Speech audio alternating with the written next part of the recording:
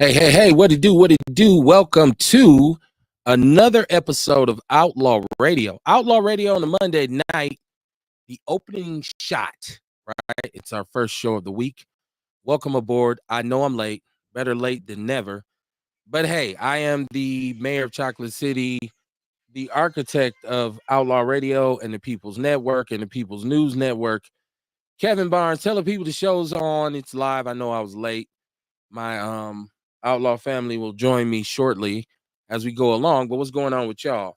Listen, it's the end of the summer. It's been a rough year for us as people of color, and I feel like we had a pretty smooth weekend last weekend. And if you lost somebody to some senseless violence, prayers and condolences to you and yours. But above all, it wasn't one of those bloody weekends. So it's always good to see the people, getting along and doing what we need to do to live our lives and max out our potential. Which means you have to be alive. So no the amount of unalive people was down this weekend. So give it up for that. Give it up for that. Shout out to the fellas. The fellas did the 40th anniversary of Eric Adway's death, and it's a celebration at the same time. And a lot of people talk about what's what, but the real thing is it's a memorial for the fact that this brother was murdered by the Milwaukee Police Department 40 years ago. And so, shout out to those brothers who was out there in the park celebrating. I was there in spirit. I wasn't there in person. Right?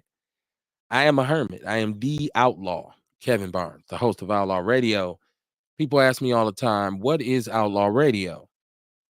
And I say it's a show for Black people. And they say, what is it about?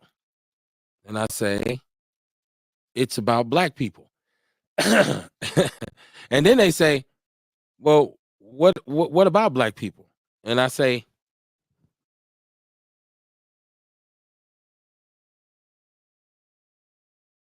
thank you for letting me know. We should be good. Hold on. My internet is gone. Faux pas. Are we back? Can y'all hear me? Let me know if y'all can hear me. I ain't getting no internet on my end, so I know y'all can't hear it.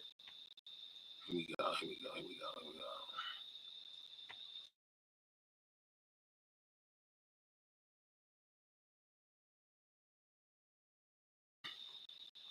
I know y'all can hear me now. I'm plugged in. I can see the sign on my machine. Somebody give me a thumbs up in the chat room. I want to make sure. Ewok said you good. There you go.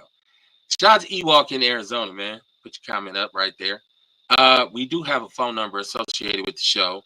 The number is 262-202-5131. 262-202-5131. And we have a chat room that pops all the time, so you can interact with the show. But like I was saying before I was really interrupted by technology, people ask me all the time, what is Outlaw Radio about? And they ask me, what do we talk about? And the whole thing is, if it's something that's important to you as a person of color, a foundational Black American. Yes, I'm divisive off top. Foundational Black American, right? I keep telling y'all, Black people only come from America. Black people only come from America. If you're from Africa, you're African. If you're from the Dominican Republic, you're a Dominican Republican. And so on and so on and so forth. So I don't feel like it's wrong for us to stake a claim in who we are and what defines us, which is our experience in the United States of America as people of color. So dig this, there's people of color from everywhere. They're all over this globe. They're on every continent, in every continent, in every country, city, village, what have you. It's somebody dark skinned. But and they'll give you the rundown of where they come from, who they are, and their lineage, and all this kind of stuff. But when it comes to us here in the good old United States, it's a bad thing, right? People look at, oh my God, he's pro-Black. Oh, he's not one of the good ones. You're not one of the good ones, as they say. But I disagree. And that's why we do Outlaw Radio, because I feel like that we should remove that stigma from like, advocating for ourselves. It shouldn't be bad because you pro-black. It shouldn't be bad at all. That should be a good thing. Irish people love being Irish, right? Latinos love being Latino. Mexicans have so much pride and they have solidarity. They come into our communities, they maximize resources, and they thrive. And then, we sit there and watch them, and then we complain. Because we've been programmed to believe anything we do for us is bad. Anytime you see us together, more than 5 of us, it's like, oh shit, what they doing? What they doing? So we have to change that narrative. And I think the first step in changing that narrative is defining who we are in the first goddamn place. And if you are an American Negro and you were raised by Southern people, you're different. Your parents were different. If you didn't have them country parents like I had, them country grandparents, you ain't been down there in that red dirt and had them tell you where they came from and how this thing started, and man, you're different. You're different. So there should be a name and a title given to that. And I like to call it Foundational Black American, right? And so you're welcome to agree or disagree. It's all good on Outlaw Radio. Share the show, share the show, share the show. Like I said, this is a show about Black people. This is a show about Black people things. So if you want to contribute, hit the chat room or hit the line. It's scrolling across the bottom of the screen. 262-202-5131. And then you see EPU Personal Defense, their website down there as well. Shout out to Fletch. EPUSDS.com is his website. He teaches self-defense. He's really into self-defense and teaching Black people how to defend themselves. How y'all doing, man? How y'all doing? Let me know. Hit me up. Bang the line. There's always so much going on in Black America. That's why I say, if you do this, you'll always have a job. There's always room for you at the table. Trust me. because it's always ongoing news about us, right? The main thing for me is how we've been so divided about this election. Kamala Harris, who's Black, who's not, what's Blackness, all of that kind of stuff. That's been a big thing for us. And the one thing that I tripped about is how fast we turned on each other. But then I looked at it on the bright side and I understood that it's a good thing for us to be passionate. It's a good thing for us to be outspoken. I don't want anybody to think it's not good for you to advocate for yourself. And I like, if the passion is real that Black people are expressing, like towards politics now, and saying, this is who we're going to give our vote to. This is how we're leaning. This is where we're going. I'm all for that. I'm all for that. That's a beautiful thing.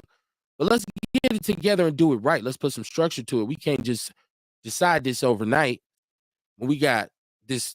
I don't even know what you call Trump at this point. I think he's exceeded description because he's all of the things about old white men that are anti-Black people, right? He's racist. He's rich. He has influence. He can skate in a courtroom. There's no accountability for him. He can say whatever. This is the same dude who said, hey, it's COVID. It came from a monkey in China. Drink some bleach. And I thought when he said it, I was like, this is Donald Trump talking shit, right? But the reality is we learned that's who he is. That's his perspective. All that grabbing by the pussy and all that was him. That was Trump. That shit wasn't, the media loves to hype things up. So now we come to a situation where we have people who look like us who actually support Trump. And like the main question now is, how do you, as a Black person who considers him or herself, I don't like to use the terminology woke. I would like to say aware, right? Because woke would indicate that I've been asleep at some point. I don't think I've been asleep. I don't think I've been napping. Matter of fact, I don't really sleep a whole lot. So I like to say aware. So if you're a black person who's aware, and like you have to put it all together, because you got some people who love to quote history, and they'll tell you about all the man in 1855 in Murfreesboro, Tennessee, and they'll tell you all this stuff, right? And but when you say, okay, I understand that we've been through some shit, we have a reason to feel traumatized. We have a reason to feel, you know, like you should be paranoid to a certain degree if you're black, because you really can't trust nobody. Because the greatest trick that they pull off is sometimes getting an individual who looks like us to do their bidding. That's how we get gatekeepers, or that's how we get black people in office. And you say, we got a black man in there, this shit ain't no better. Right? So you have to think about it like that. So as a black person, you have the right to question everything. I don't think anybody does not understand why, when no matter what we see, we say, what is that shit? Let me look at this shit. Black people, you almost have to. Like, it's hard to be pessimistic. I mean, it's hard to be optimistic, I should say. We're naturally pessimistic in this country. And that's one of the things that this election, I don't think it represents a point in time where we're going to find this miracle politician who gives us the cure, right? Politics don't really work for you specifically. Like, it's like economics is macro and it's micro. Politics are kind of like an overall kind of thing. And like people say, well, I'm not going to vote for Kamala or whatever her name is because she's married to a white man. And she ain't going to do nothing for black people. And she ain't got no policy that's directly written for us. And see, I always say this too. Like we get this thing twisted. We get this twisted. When you ask a politician, are you going to come up with some legislation or something that will benefit black people? And they'll say, no, I'm not gonna create things just for black people. Obama himself, who we all love so much, said there will be no black agenda. He said that. He told you before you even voted. And we voted for him twice. I voted for him twice. But what they should be saying is, of course I'm going to do something for black people. I'm going to do something for everybody. So black people are included. It's not a bad thing for you as an elected official to do something specifically for black people. Like reparations.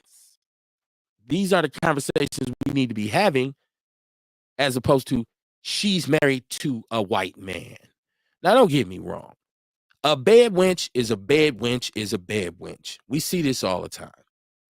And it's just like a Sambo, and so you people say, well, Kev, you call black women who are married to white men bad wenches. What about black men who are married to white women? Most of the time, a very high percentage of the time, he's a Sambo. There's a small percentage in which he is not. And I know a lot of brothers, strong, cool, real, down brothers who have white women. Love is what it is, right? And I'm just saying there's a certain kind of set of behaviors and beliefs that's common amongst those black people who choose to, hook up with that other side like that. A lot of times it's some compromise. They say integrity is the shit you do when ain't nobody watching you. So how is he behaving when he's with her family? Is he still a hood nigga? Or is he now whitewashed? He said, yeah, what about those guys? Yeah, golf. I love golf. Motherfucker, you don't know nothing about golf. It's like they say, it ain't what you do, it's how you do it, right? Okay. With all of that said, my whole latest thing has been, I'm done putting down other black people because they don't agree with me. That's the one thing black people do. We gonna add some sauce on it. When we don't agree with you, you all kinds of motherfuckers. You that motherfucker. Dude ain't shit. That's just us. That's one of those things. I talked about the uniqueness of us being very outspoken. We're way more outspoken than any minorities anywhere else. Now, I'm saying black people. And shout out to those black people who are in South America, those Africans, I should say, who were in South Africa in the 80s. with apartheid, and from the 60s, from the 50s, whenever it was established until the 80s. Now them dudes, they got busy. They got busy. Black people from America are different. We don't talk about shit. We got a whole industry of us talking shit. It's called rap music. We just put it to a beat. It's one of those things. So when we disagree with each other, we tend to insult each other, right? And I've said I'm not going to do that anymore. One thing I've done is I've never allowed my platform to be a platform like it's not a tabloid.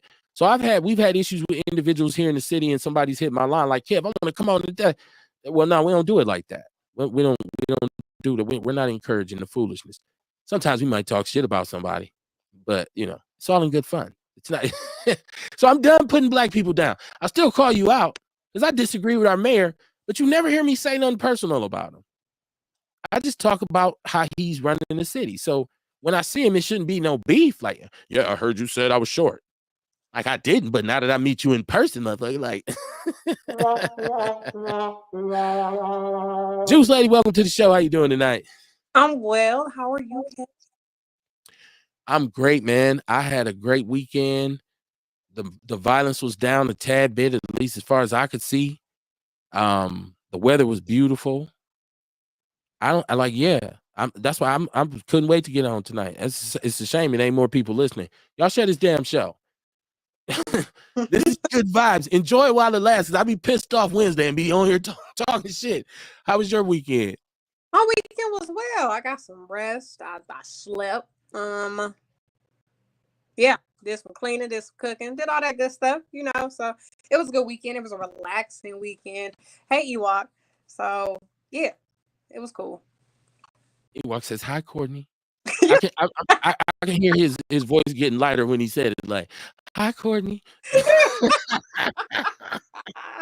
Shout out to Ewok, man. Shout out to Ewok, man.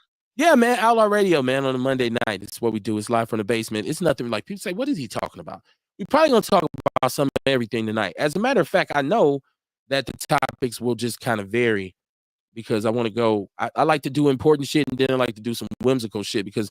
Like, you can't be serious with black people for a long time. You got to throw a joke in there or something, right? Like, yeah, like we got some donuts in the lobby. So black people ain't no break, ain't no snacks around this motherfucker. You know how we be. Oh no, that's right. Kev. Yeah, I see you, man. He said, "Here I go." He's in the chat room. I've been wanting to ask you this since last week. It's been on my mind since last week. I should have said it in the moment, and it's been on my mind because I didn't say it in the moment, Kevin. What's that? Now, when your mama used to cook chitlins, was it so many chitlins she had to clean some in the bathtub? My mama never cleaned chitlins in a bathtub. No, absolutely not. And my mother would say that would be foul. Like, she would smack you or cuss you out for doing some shit like that. My mother cleaned them in the sink. Like, for real, just both sinks. Like, we had, you had the double sink. She have them in the sink. They up here. She cleaned them, putting the shitty shit over here. And she just went through this process. And so, yeah, no. I think, like, we had an old school, what they call ringer type washing machine, which you would know absolutely nothing about. It predates me by 50 years. But I did see her put some collard greens in there one time. But it's old, so the water ain't no soap. Like, it's a whole old, like an old setup. So I did see her do some greens and clean them, but hell no. Who would put chitlins in the bathtub? First of all, you don't want that shit going down your drain. That's gonna plug your bathtub up. I'm just saying, did you not see when Kamala said sometimes they clean so many greens they had to clean them in the tub? Did you not see when she said that?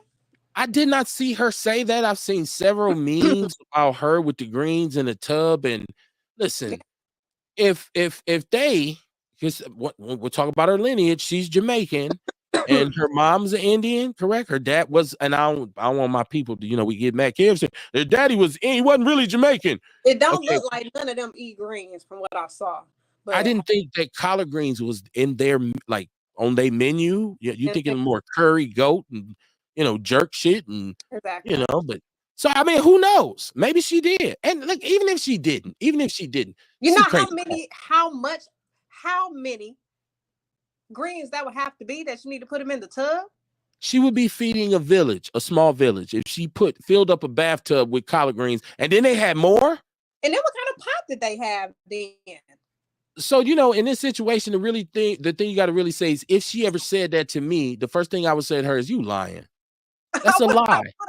It's obviously a lie, right? Like, but politicians lie, right? Like, so, shit. Look, Donald Trump after the convention here, he was in like Chicago like 2 days later. Like, yeah, it was like the greatest convention ever. We broke every record, every TV record, and then they put in the news he was lying. He didn't even break the record he had on the one before.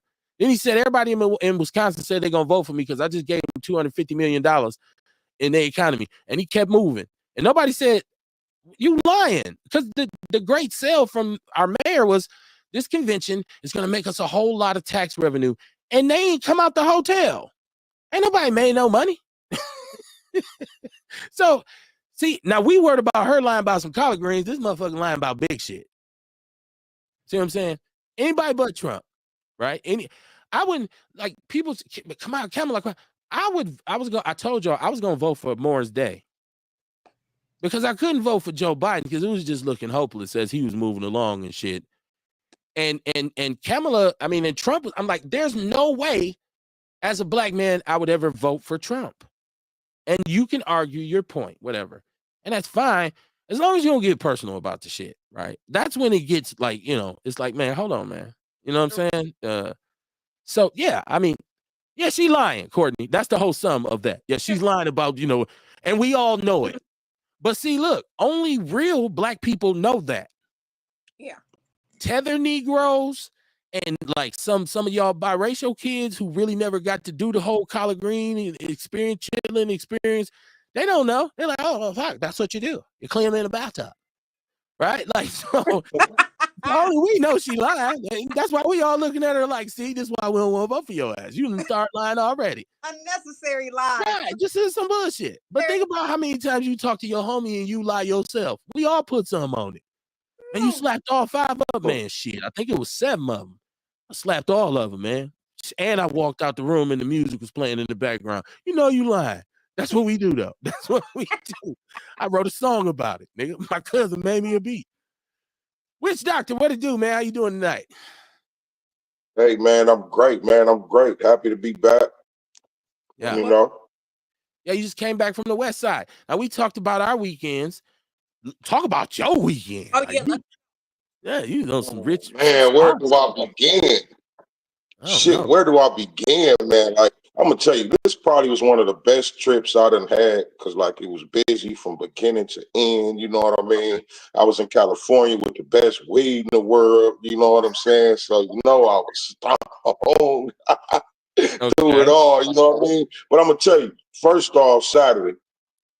Well, Friday we found a little little vegan restaurant. It was late when we got there, so I grabbed something. It's always interesting finding something to eat when you get in a new city somewhere. But then the next day, though, I booked us a tour at SoFi Stadium. You know, my new thing is when I go to cities with an NFL team, I want to go tour the stadium and get my little VIP badge and shit. You know what I mean? Just to stack them up. You know how people do when they do travel or whatever. That's just my thing. What I feel like I want to start doing. So I done did 3 stadiums so far. I did Minneapolis, SoFi, Minneapolis, and the Raiders Stadium in Vegas. But back to this weekend though, we did the SoFi Stadium. I left there, yeah, man. But we left SoFi Stadium. We left there, went to Santa Monica Pier, went down, hung out at the beach for a while. And then there was like a few vegan restaurants, like maybe 3 vegan restaurants that I really wanted to go holler at. I did my research before I went and all that shit. So I went and caught one of them that was Crystal. It was some comedic brothers, you know what I mean? So, you know, we had a good conversation, a dope conversation. Man, then they had this little quaint restaurant, man, with a bunch of plants and shit in it. And the brothers was cool and the food was great, man. I had this, they called it a catfish po' boy, where it was just fried oyster mushrooms pretty much, though.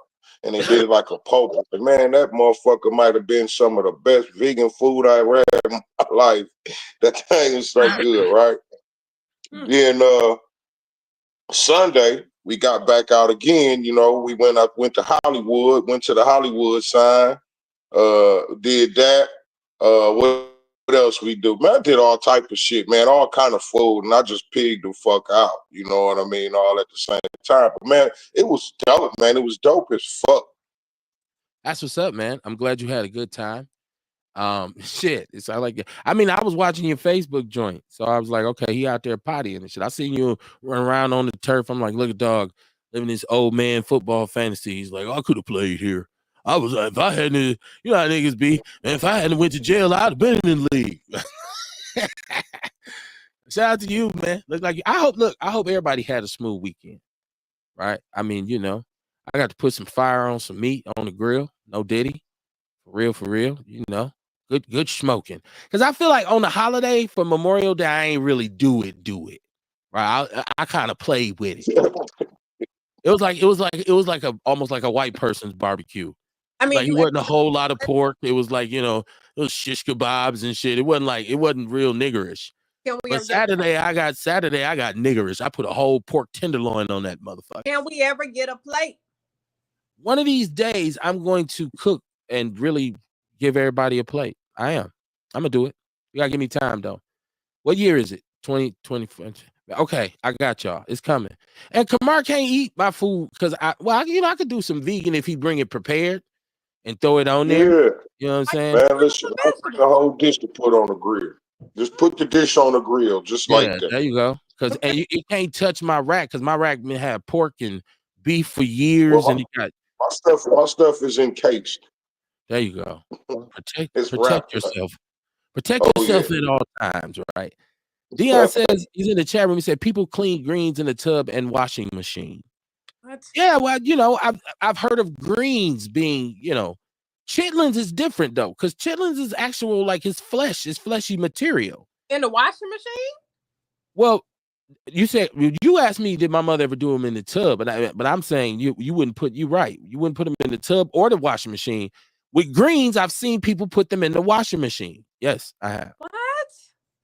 Because greens, if you don't know how to clean them, you're going to have a very unpleasurable experience because they're going to be gritty, and that grit is dirt. Yeah. And so I done got some greens from a place before, a restaurant or somewhere. Greens. Chomp into them, you hear that little gritty. Everybody hate that when you eating something. You like, what the hell? I just ate some sand. Right. And so if you don't know how to clean greens, yeah, they can be problematic. So yeah, so people go to, you know, extents, but this is plants. And as long as you ain't putting like if you put them in the washing machine and put detergent on them, then you're fucked, and that's your fault. So, and then like, you know, last week after we got out the air, because we were on the air last Wednesday, and maybe it was Friday. No, okay, so we were on Wednesday. So what day? I don't know, but the young rapper, young homie Quan, right, who was a big figure at one point.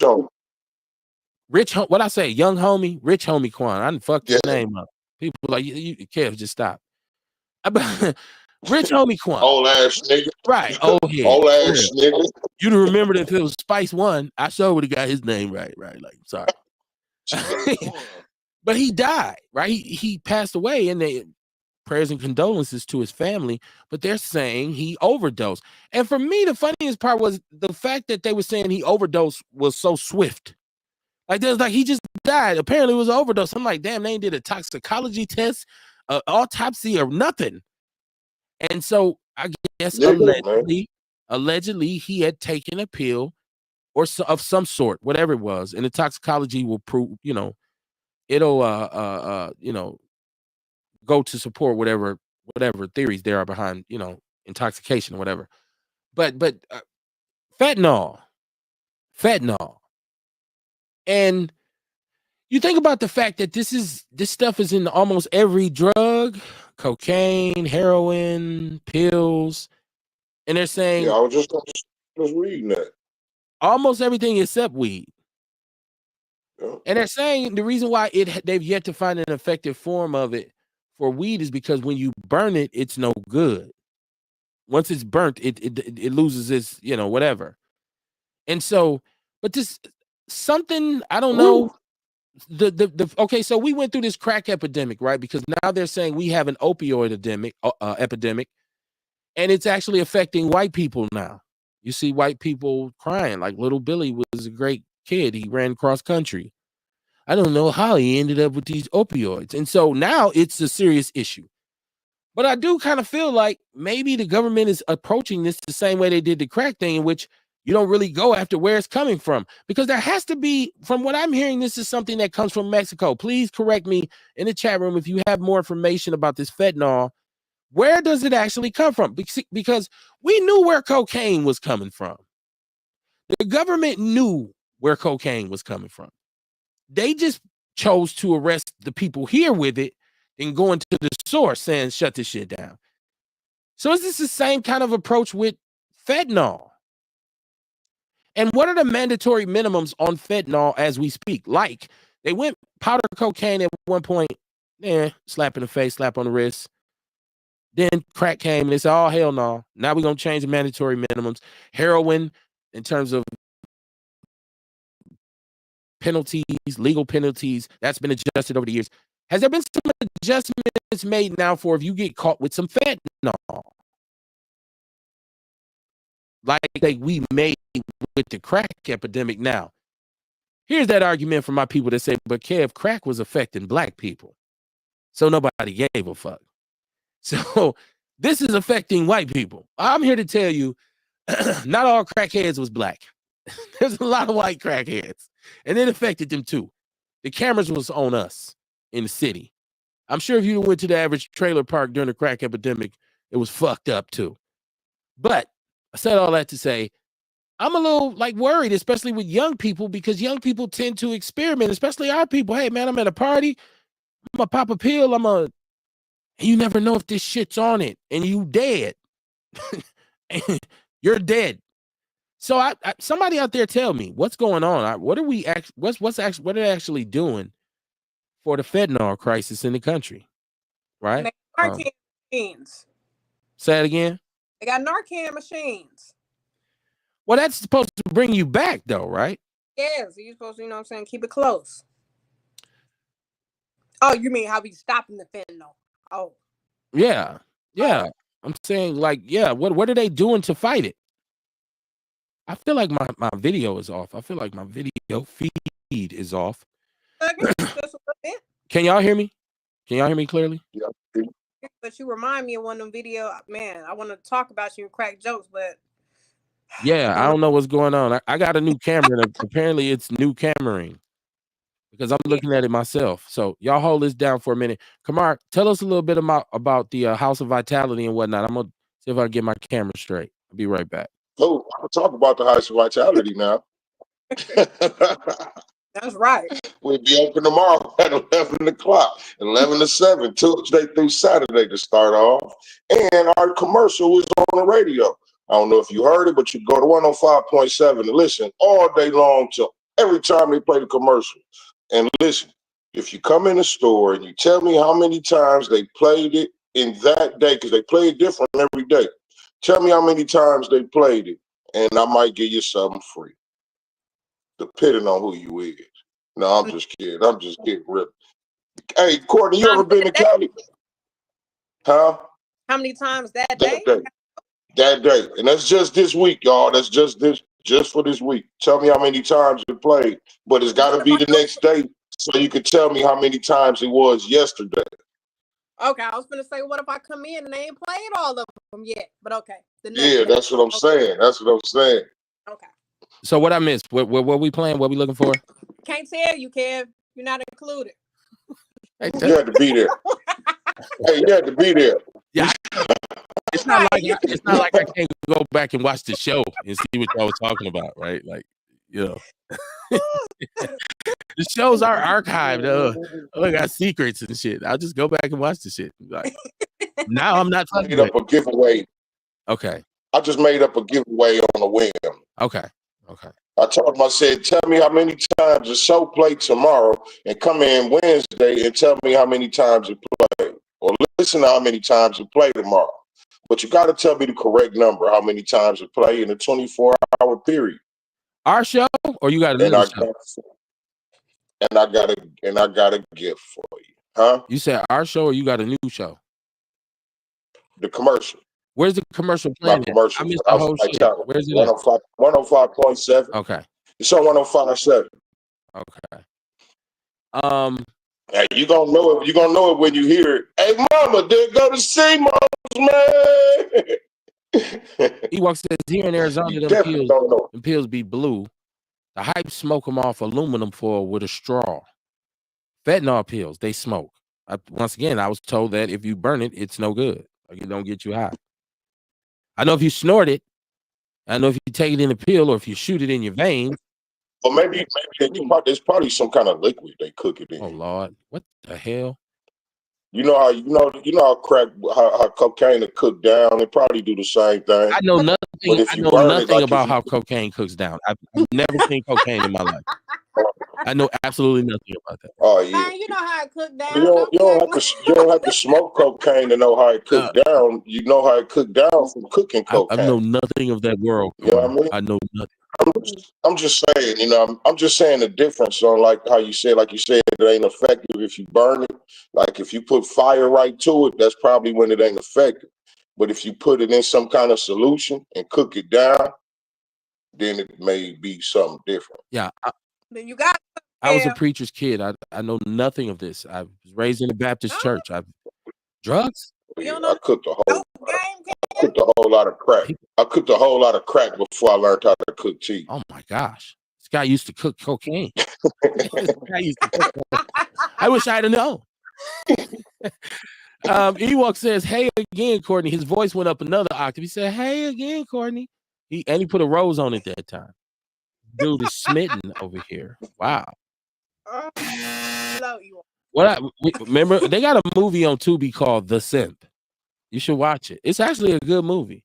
It's called The Simp. It's a good movie. It's like, I don't know if I watched it or started watching. I'm gonna have to go check. Oh, you saw? Okay, so you know. Okay, I don't know. There's a twist in it. At the end, you say, "Oh shit!" That's what this. It's a Tubi movie. It's dope, though. Now, Courtney, did you listen to Young Rich Homie? Was it Rich Homie Quan? Yeah, I mean, I was like in my 20s when he was out making a couple little club bangers. Okay. You know, I be feeling like the man when I walk through. He'll be all right. Now, was he another one of them dudes who really rapped about doing the shit? Like, cause for a minute, rappers was really talking about doing exotic drugs. Like, they was really just like talking about pills and all this shit. So him and it was when Young Thug came out. His career kind of went up. Yeah. Friends and Rich stuff. Homie was on the. You remember that? Rich Homie was on the tail end to talk about money and shit. Yeah. I remember they were together. See, I knew as soon as I heard Young Thug, I knew I was too old for rap music. Young Thug and Future made me realize that I was way over 30 because I just didn't get it. I didn't get it at all. I was like, what the fuck? This is the hot shit? And then I had to realize this ain't for you. You too old. Like, nobody. When I showed up in a club with a linen suit and some kicks on, and I was like, I'm pretty sure there was people who still laughing about that shit that day. I literally walked in there and thought I was clean in the summer. Realized, I don't know if y'all remember the club. What was it? Area 4? What was it? 414 Tatonia? Was it Area 414 or something like that? Man. Yeah, over there by the DMV. Yes, sir. I used to go in there with the kicks on, with the clean grown man shoes, creased dockers, the slick button up, and dudes used to be in there with big wild shades and skinny jeans and chunky ass Balenciaga. I used to be like, I feel like the oldest nigga on earth. I was in there looking like somebody English teacher. I thought I was cleaned up, so I knew it was over. He was a clean ass English teacher. Know that. Like, who uncle is that sitting there? That's what niggas saying over there. Like, girl, who is that? Oh shit! But no, so I was on the tail. I said all that to say I kind of missed. I mean, he had the big hits, so I heard them. But I know at a certain point, like I said, rap had become all these dudes, and Lil Wayne. I feel like Lil Wayne kind of made this a thing where they just start talking about doing all kinds of exotic shit, shrooms and pills and lean and. Shrooms. Say that again. Rooms is natural. Yeah, but when you start talking about you doing this and drinking champagne and tooting cocaine and like, see, that's different. You tripping, right? So just get the mushrooms out of it. Well, yeah, all of that. Like, just be cool though. But it became the theme of the music, so I kind of was like, whatever. And then Young Thug had this kind of androgynous thing going on where I didn't know if he was gay, or then I heard he was like a really super thug gangster in Atlanta, and I'm like, so he's a homo thug?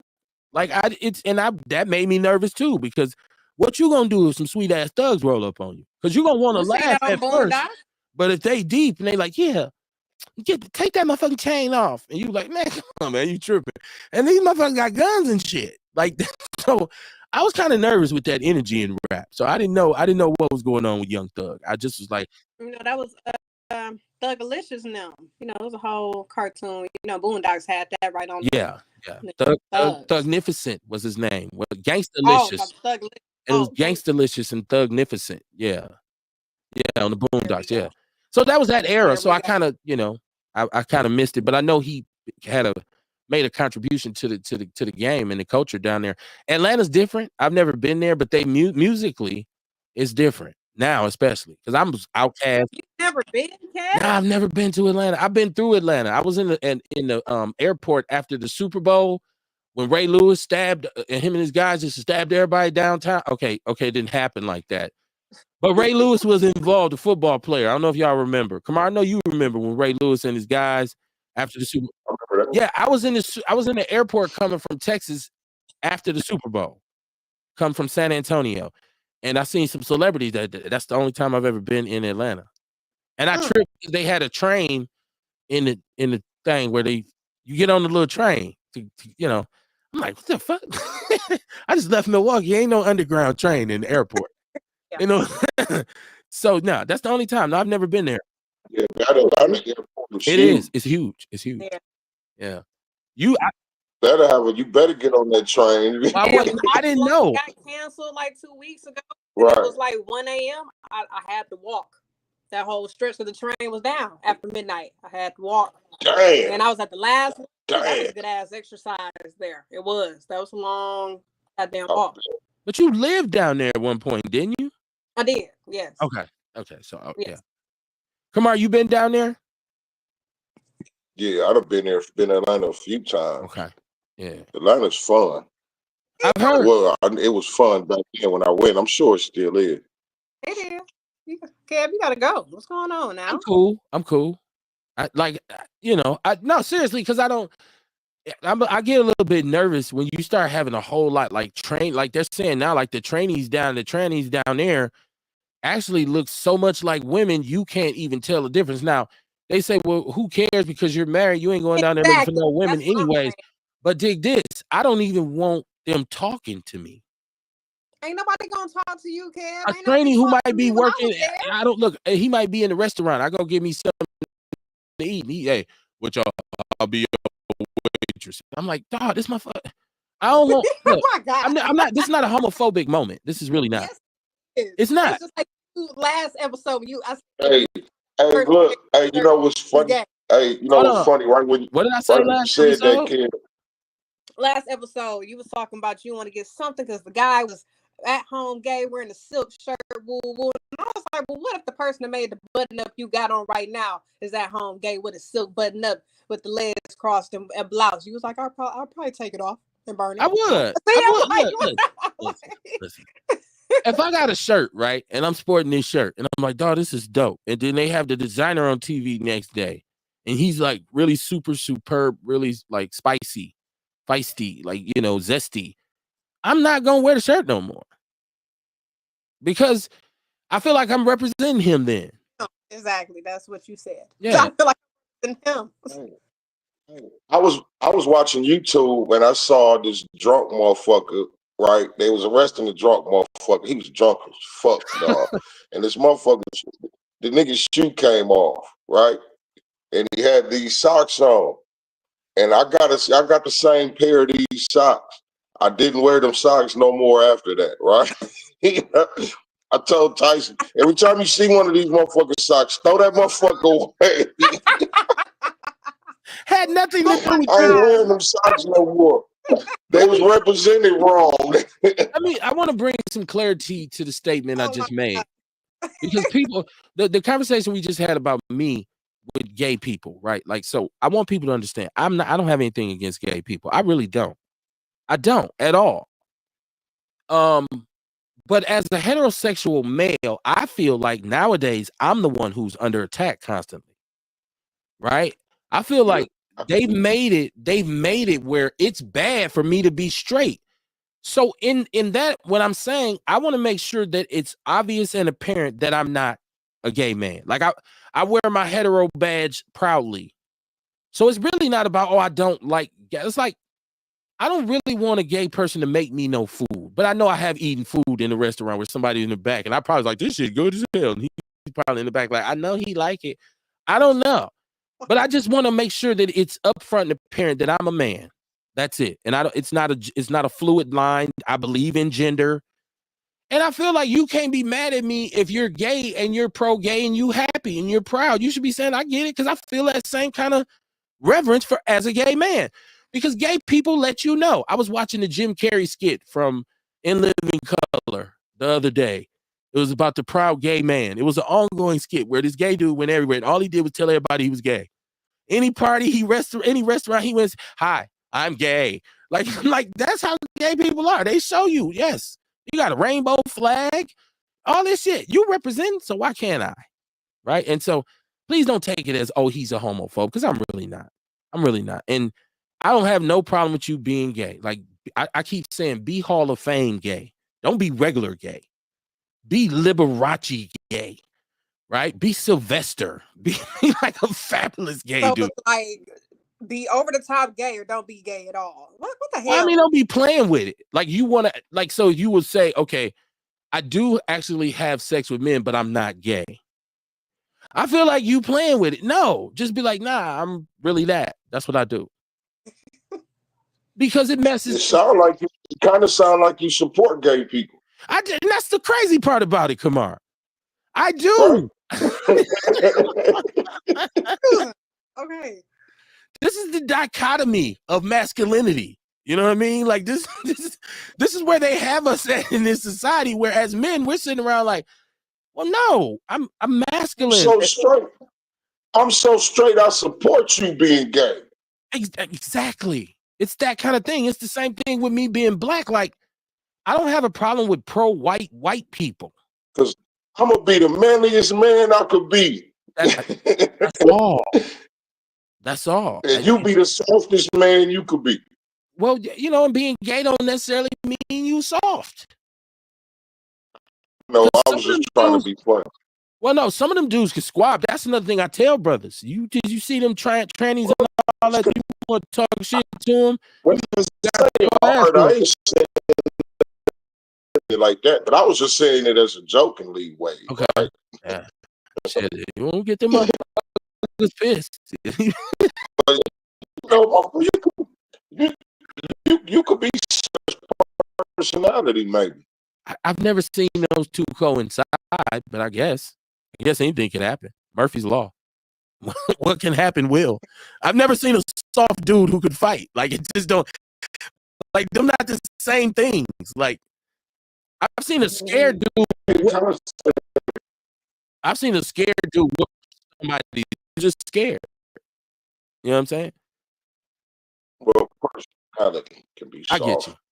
Timid. Right. You know, that timid personality, but that motherfucker might not be a black belt. He might be. And he might whoop your ass if you fuck with him. Like, what's up, shit, Bear? What you say to me? And some of them maybe some real, I mean, they still are men. Don't tell them some are fighters. Don't tell them they still men. Because they're what you mean? I mean, they and then sometimes when I be seeing them trying to fight females, they be like, "Oh, come on now, this ain't fair. Like, you're a guy." So remember the point that was just made. Kamar just encapsulated this perfectly, and I couldn't have said this no better myself. And I'm a good shit sayer. I be saying good shit. Kamar said, "You're so straight that you support gay people." That's so profound. That's some real shit. I am. I'm like, I respect everybody's right to be an individual. You know what I mean? And if that works for you, if you live in your life, I'm happy. Kev, this is, hey, brother, go ahead. You know, it's just like I look at, and I don't even know if this is true because everybody, that's another thing people were talking about over the weekend. The Brat, the rapper, right? She was supposed, I seen that now since her wife has said that they're good or whatever, but there was this story about, you know, Brat was going to file for divorce and because she was cheating with a man. The wife. Who, the Brat was? The wife was. Oh. I don't know if it's even true because I don't know if somebody did a fake Instagram page, but supposedly her wife had released a statement. But early on some other outlets, I've seen that Brat has filed for divorce. And people say, Kev, I thought this was about political shit. Well, not tonight. We've been messy tonight, so get with us. And I don't know if this is true or not, but I know that her wife had been married to a man before and already had children. So at the end of she got an itch that need to be scratched. But the Brat likes men also. You know, she dated Allen Iverson. She was just doing the interview. Maybe not just, but she was talking about how she dated Rasheda's husband. So it's like. But all that's cool. All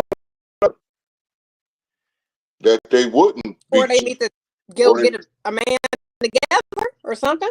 Something. They could have did something. Right. Yeah, they could have worked something. Yeah. I have questions. And okay, so my first question would be, so you have two black women who go to a sperm bank and get a white donor. See where you going. They get a white donor, right? And then they said, we're going to teach him how to be the most strongest black man ever. There's no black man involved here at all. Like it's two women and a white dude. So that was my first question. Right. And then the second thing was, okay, and I don't know if they go to pride events, I guess. I don't know. How do they define themselves if they say, okay, I do like men? Is that gay? I don't know how they define themselves. So if you saying the Brad likes men and obviously she likes men, what are we doing? They will be bisexual. I mean, but. Okay, bisexual. Yeah. Yeah, they like everybody. Do you see the Brat the same? Do you see the Brat the same since she came out? I don't see her the same. So she came out as what? As a lesbian. She came out and married a woman. I mean, I always thought she was. She was always dressed like a boy. Well, we knew the right. Well, she always was. But I'm saying, so there was no, I guess if you want to live your truth, and I said I'm not going to put other black people down. It's just like, okay, Wayne Brady, who came out and said he's pansexual and he just love any whatever. If you human, he love you. I ain't watched the Wayne Brady show since. I ain't seen one on TV or nothing. I think they hated that. Said that he has a reality show in which he's with his family, and I was just like, well, I'm not watching that. I just want to talk about living my truth. Gerard Carmichael, who I was digging his show, it was years back. Carmichael, who's the latest black. He's funny, and then he said, "No, actually, I'm gay. Haven't watched the special since. Haven't seen it. You listen to Queen Latifah? I've not watched the Queen Latifah production since, and I don't know. Once again, y'all gotta understand. I'm working on my. Hear me talking, please don't get mad because I'm willing to admit them out loud. One of the issues that I have with people is they won't talk about their real shit out loud. They'll fake it till they make it. I'm just open and honest. Once Queen Latifah says, well, you know, I'm a married, like I feel like, okay, you're gay. There's no need for me in your life. I mean, I can be in your life, but I'm just saying, like, you don't need my patronage. Like Niecy Nash. I used to like, oh, okay, she's a black woman. She's like, okay, I married a woman. I'm like, I'm cool. Because I feel like anytime I support that kind of stuff, it puts me, now I'm compromising my masculinity. So if I go marry a woman,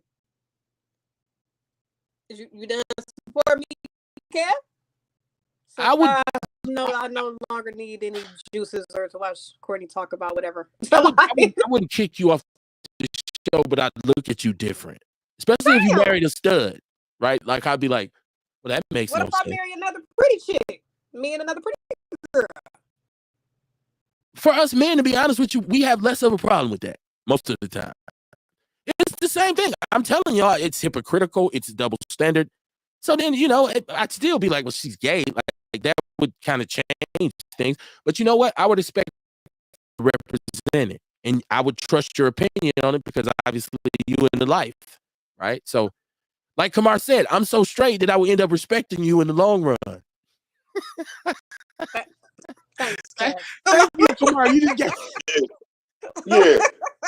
I will never be called homophobic again. I promise you. Like, no, you got it wrong, my brother. Right. I support you. Right. I'm not your enemy here. I'm your ally. My masculinity allows me to support you. And what you do. Oh my gosh. It's the same, like I say, it's the same thing with blackness. I'm so proud to be black that I don't have a problem with a pro-white person. Like if a white person says, "No, man, white power," and I say, "How else do I don't expect you to feel no other way." I started to have a problem with you when you try to sell me some shit. Like, I don't even see that, Kev. Like, you're just like, okay, you're black, but like, then I started saying, this motherfucker lying. You know what I'm saying? Like, come on, man. Right. Colorblind. Right. They full of shit. Most of this motherfucker full of like, shit. You're black, but like, most of the white dudes that I've become acquainted with over the years, just playing football and going to school with, the ones who I got along with the most was the ones who was upfront about, hey man, I'm not gonna lie, like I've never really been around like black people, and so like I just want to make sure, and it was cool, as opposed to the ones who was Brody about the shit. Like, I don't give a fuck that you're black. Okay, now all right, I'm your Huckleberry. We'll see. Let's get it in. So, but when white people that's why when white people do something racist, I'm not surprised. Black people kill me with that. And don't let it be a celebrity who get caught saying nigger. Oh my God.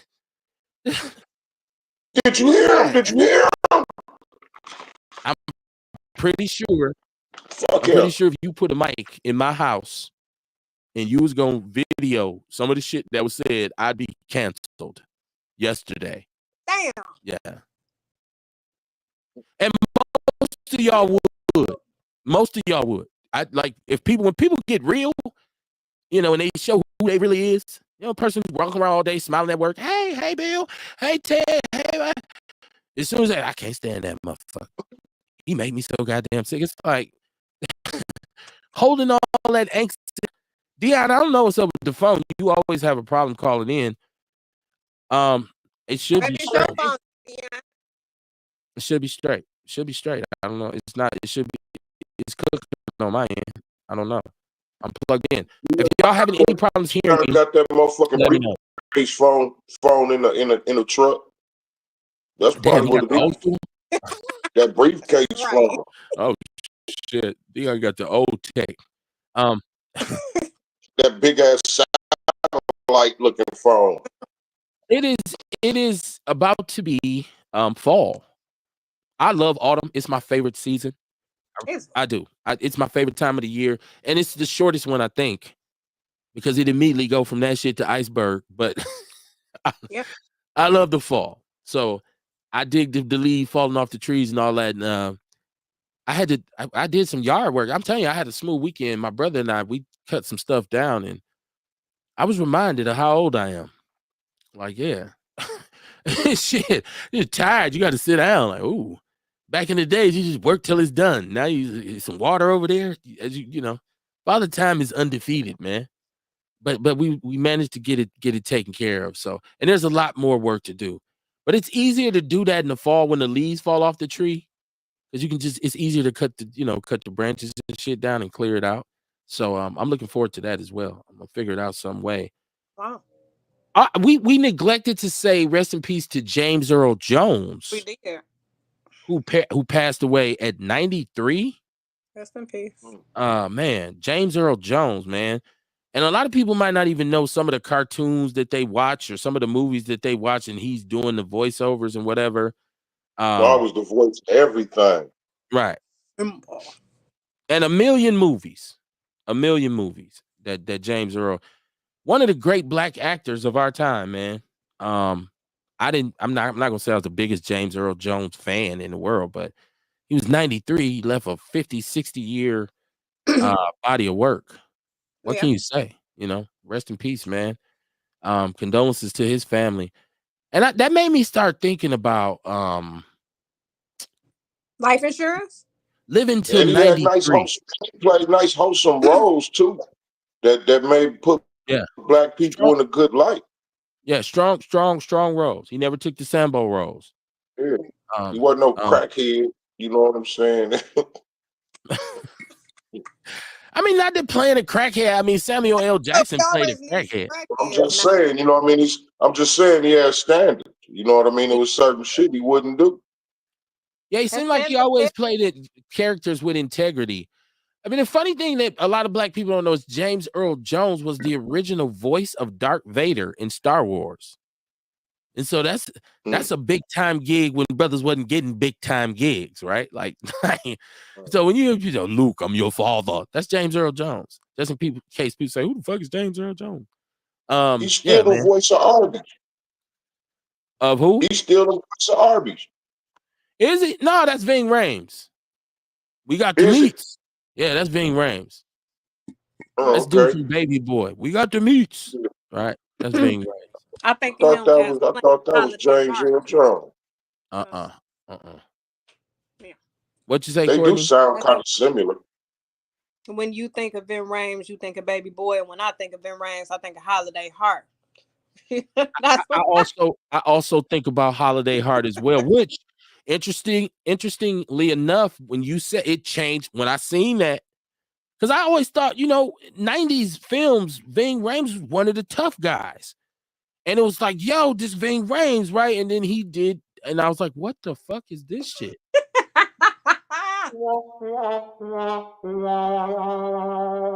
And he's an actor. I can imagine you watching this stuff in real time, like when you really see it. What is this? And so you say it's Ving Rhames. So let me see what this actually is. And you're right. I'm watching like, listen, Wesley Snipes Wesley was that dude back in the days in the movies, New Jack City, Passenger 52, the Money Train, Blade. But he did the Fung Wong Coming Woo, Fung Woo, Finding Home, whatever the fuck. What was it? Wong Fu to Wong Fu or something like that. Wong Fu. Yeah.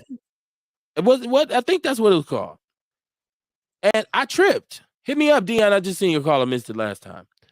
I tripped off of it. I didn't see Wesley the same after that. I was like, who? Courtney, you sent that clip of Mike Epps being gay on The Sopranos. I still will watch Mike. I still will watch Mike Epps, but I'm still like, what the fuck? Like, I don't know. We have to be careful with what we take in because it's easy to get desensitized to things.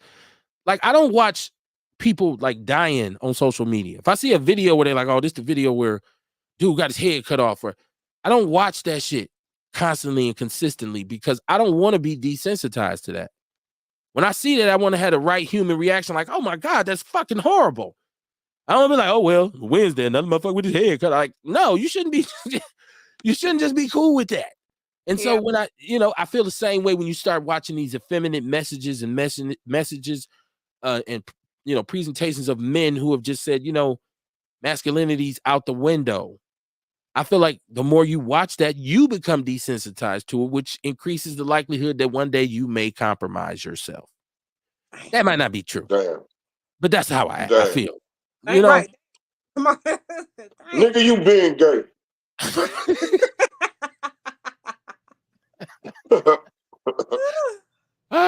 Okay. Well, he came out the closet. I don't want to keep talking about gay people, but I don't, because it's one of those things. It's just like anything else we talk about. If somebody doesn't agree with you, they go in on you. Who came out the closet? Ving Rhames? No. When we was that example of somebody who, like I said, long term, if you compromise and you Eventually, one day you say, "Oh, well, it's cool," and you're like, "Damn, what happened?" And so Kamar said he didn't just compromise himself that day; he had been gay the whole time. He just wasn't showing you. What about people like Tank that just want to try it out and see? And then they said, "No, I don't like this." Gay. Is there facts to that? Is there facts to that? He said he tried. He said it. So I missed it. So I missed it. Yeah, his exact words was, "I just wanted to try it." Yeah, so he got some oral from a guy, and he was like, "No, I don't think I like this." I think he said he tried it again to make sure. Just to be positive, I just gotta be sure. Well, hold on. I know back in the days there was controversy because he had said on the Breakfast Club, I believe, or Angela Yee, where he said just because a man has oral, sex with another man doesn't mean he's gay, even if he does it twice. He said that, but I didn't hear him say he had done it. Oh yeah, that's why it was okay because he did it. Yeah. Okay, well, I mean, I tried it and I didn't like it, and now look at me, I'm straight. Hey Tank, okay. Hey Tank, we support you. We support you. I'm so straight. I support you. Well, we support you. We're so straight. We support you, Tank, man. There you go. And he lived in Milwaukee. People say he's not from here. He's from DC, but I guess as a military brat, he lived here. He was just born here, and then the family moved to some shit. I never heard no stories about him actually being here. Right, you never said, "Man, Tank used to whip motherfuckers' ass at Capitol Court," or nothing like that. It's just like, Right. So did Eric Benet really live here, or was he just? He did. Y'all remember he went to fishing, and he lived in my hood, right off 17, off I think over there. What is that? 21st and Olive, right in the heart of the hood. He used to have Halle Berry over there. People riding through the hood. We gotta go over there. She had it because his parents lived over there. So he used to, people be friendly. You heard Halle Berry was in the hood today? Like, I didn't see her. I just heard that. Dion was popping, man. You finally got through. What's going on? Man, who the fuck is this? Paging me at 546. What up, man? Finally let a real nigga kick in the doorway, Viva 4-4. What's happening? How you niggas been this week, man? On the real. Glad y'all made it. Glad you had fun down there, bull, man. On the real. Courtney, get you a girlfriend. I think she'll love you, and I'll come to your wedding. I ain't gonna lie to you. You'll still be my people. I think that best suits you. You need you a masculine woman, though. Yeah, get you one of them studs that wear her pants down and got them dreads and shit. Yeah, get you one like that. I definitely support you. But I can't look at, I was listening to you, Ken. You a motherfucker fool. I don't know, man. I feel you on certain shit. Like, I can't look at Jamie Foxx the same way because he played Wanda. And he played that role too good. Even with the Wayans brothers, like... White chicks. Something about... White, look, well, let me say that. Thank you. Now, because Marlon Wayans has this thing right now. He's hot, right? Like, he's trending because of his back and forth with Vlad. And then there's the discussion of the Wayans legacy. And, of course, you got to give it up. You got to get... In terms of especially brothers and what they did in entertainment, movies. And I still think Damon Wayans is one of the funniest brothers to ever do stand-up. And I still think In Living Color was a groundbreaking, earth-shattering force when we first seen it because it was our perspective. But when I seen White Chicks, I said, not really for me. And I just felt like that whole movie, it changed the way I saw him. And I still watch the Wayans brothers reruns, their show with my man, Pops. Rest in peace. John Witherspoon. Yes, rest in peace to John Witherspoon. But after White Girls, I was kind of like, And it wasn't really, even in the beginning when he was doing the Mexican or Latino guy, I was like, that's not funny though. I didn't think that was funny. But the white girl thing, I was twisted. Now, Wanda, I never really held against Jamie. Just like I didn't hold that. I love Martin. That's where I was going. Yeah, I ain't like Martin with Nate. You know what? I still get into it with people I don't think Martin and Fresh Prince was funny at all. I don't. I do not like them shows. I don't. I just don't. You could buzz me to do. They not funny, Kev. They not funny. They not funny, Kev. Yeah, there is absolutely, listen, there is absolutely, positively no way nobody can tell me Martin wasn't funny. He wasn't funny. Whoa, I'm talking about the show. It wasn't. Listen, Jerome, fucking Players Ball, Tommy Hearns, bruh, man, from the 5th floor. Stop None of that was funny. Never been look. You can watch a 30-year-old Martin rerun right now. Watch the one when they steal a CD player and he got the fake dog going around the table. Your ass laughing. Watch Varnell Hill. Watch Tommy Davidson. Watch Black Belt Jones. Watch David Allen Greer, Leon Lonnie Love, the Reverend. When he said, I got a feeling everything's gonna be all right. That's the funniest shit you ever. Stop it. Y'all hating. It's not y'all hating. No. Y'all hating. I'm hanging up on both of y'all. Kev. I'm kicking people off the show. Hold on, Kev. Listen. A lot of things that I found were funny back then. I'm a little bit now, listen, I know, just let me finish because I know you're going to interrupt me. I am. But now I'm a little bit more consciously aware of a lot of things. That shit is just too cornball. I don't like over corny shit when you go too hard. You know what I'm saying? Okay, Dion, hold on. So tell me, what show from the 90s you thought was funny? None of them. There was no funny shows. There was no funny shows on TV in the 90s. No black, because you consciously aware now. It's all cool. I just look at that shit different now. I don't like the way it's what you watch now? What do you watch right now? What you watch right now? I look at a lot of documentaries and shit. I like Japanese animated cartoons. I look at a lot of documentaries. You watch anime and you just said you don't like over the top corny shit and you watch anime? It's a cartoon. That's right. It's a cartoon. You pushing 50. Talking about this, what I like to do. But they be fighting and doing all types of shit, though. You know what I'm saying? But he was fighting on Martin. He fought Tommy Hearns. Yeah, like he's a brawl for it all. Don't get me wrong. The Sanfords might get me, but they had a little. You know, I like Archie Bunker. I like watching Perry Mason. Archie Bunker is funny, but Martin ain't.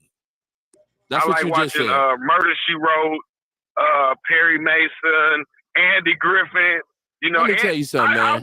I only seen 2 niggas in Mayberry. I only seen 2 niggas in Mayberry. You just said you like to watch Andy Griffith. Though. He said Andy Griffith. You like the Golden Girls? That was funny to you, wasn't it? I don't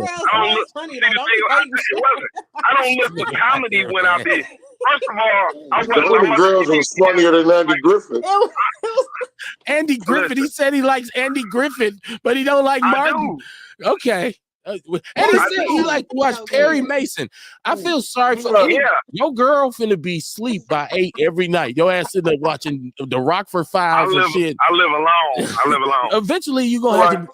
You and Boo gonna have to lay down and watch the movie. Dion used to watch MASH. Right, MASH when the TV go off. You used to watch MASH. No, I ain't watch. I still don't like Taxi. MASH. He like Taxi and shit. He wasn't. No Golden Girls, no Alice. I like The Rock though. I like The Rock. You remember Rock with Charles Dutton? Yeah, Rock was good. Yeah. Rock was a great show. Yeah, he was like Charles Dutton. They did. He watched The Odd Couple. Yeah. Right. Dion, you watched The Odd Couple. Hey. Martin was whack though. Like I remember, I've always said he was whack, and that the Martin show was whack. And then I remember I went and bought season 1 and 2, and I watched them both seasons, and I did not laugh the whole. But I did understand laugh how the Jamie Foxx show. Oh my god, that was hilarious. Martin, you was watching the MASH too. Funny, bro. Let's take a poll. Let's take a poll. If you're listening to this show, right now, right? Tell me whether or not you thought Martin was funny. Put it in the chat room. The players ball. Oh my god, dude, stop. Now I'm gonna tell you what I do like to watch. I like to watch a lot of old Def Comedy jams. Now let me tell you why I like to watch. Because that was I like to see the fashion. I like to see the fashion sense. Like, damn, I remember the cross-color suit, the damage suit. I remember this. I remember that. I remember us wearing the big hats, the oversized hats, the Jodeci coats, with the Jodeci boots and shit. I like looking at it just to look at the fashion and look at, you know, how some of the entertainers that came. But other than that, though, I mean, some of that shit funny. Don't get me wrong. You know, you said you don't like. You said you don't like over the top corny shit. There's a lot of over the top people falling out, exploding, laughing in the audience and shit. Some of the shit wasn't even that funny. That might not. You watch it back now, you like, that wasn't funny. You know what I'm saying? So, all right, man.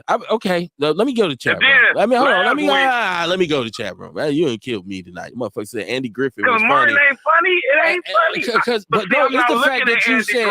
It's the fact that you said you like Andy Griffin, but don't like Martin. Do. Right. I've never heard a black person say that. I've never heard a black person. I'm not looking at Andy Griffin's humor side of it. It's a comedy. I'm looking at it. It's a comedy show. It's not funny, though. Dion don't like black people. Right, Dion don't sound like my mom. Come on now. He don't support us. He don't support us, Kamar. He doesn't support us. Dion don't like black people. Like the way we support gay people, Dion don't support us like Dion that. So black, he support white. You don't want to support them all. Ernest said, "Tell Dion Courtney ain't watching that shit with him." Right. Okay. Y'all ain't gonna. She don't, because Courtney ain't watching no Perry Mason and all that shit either. She just riding with you. Perry Mason is a beast. I know about Andy Griffith now. It's not funny though, but you look at like you didn't see no niggas on there too much. That made it you great. Just look at it. Right. You just look at it for like, you know, the theatrics of it. It was a good show. Mayberry. Ernest Ewok said definitely funny. Let's move on. I'm not fucking with you, Dion.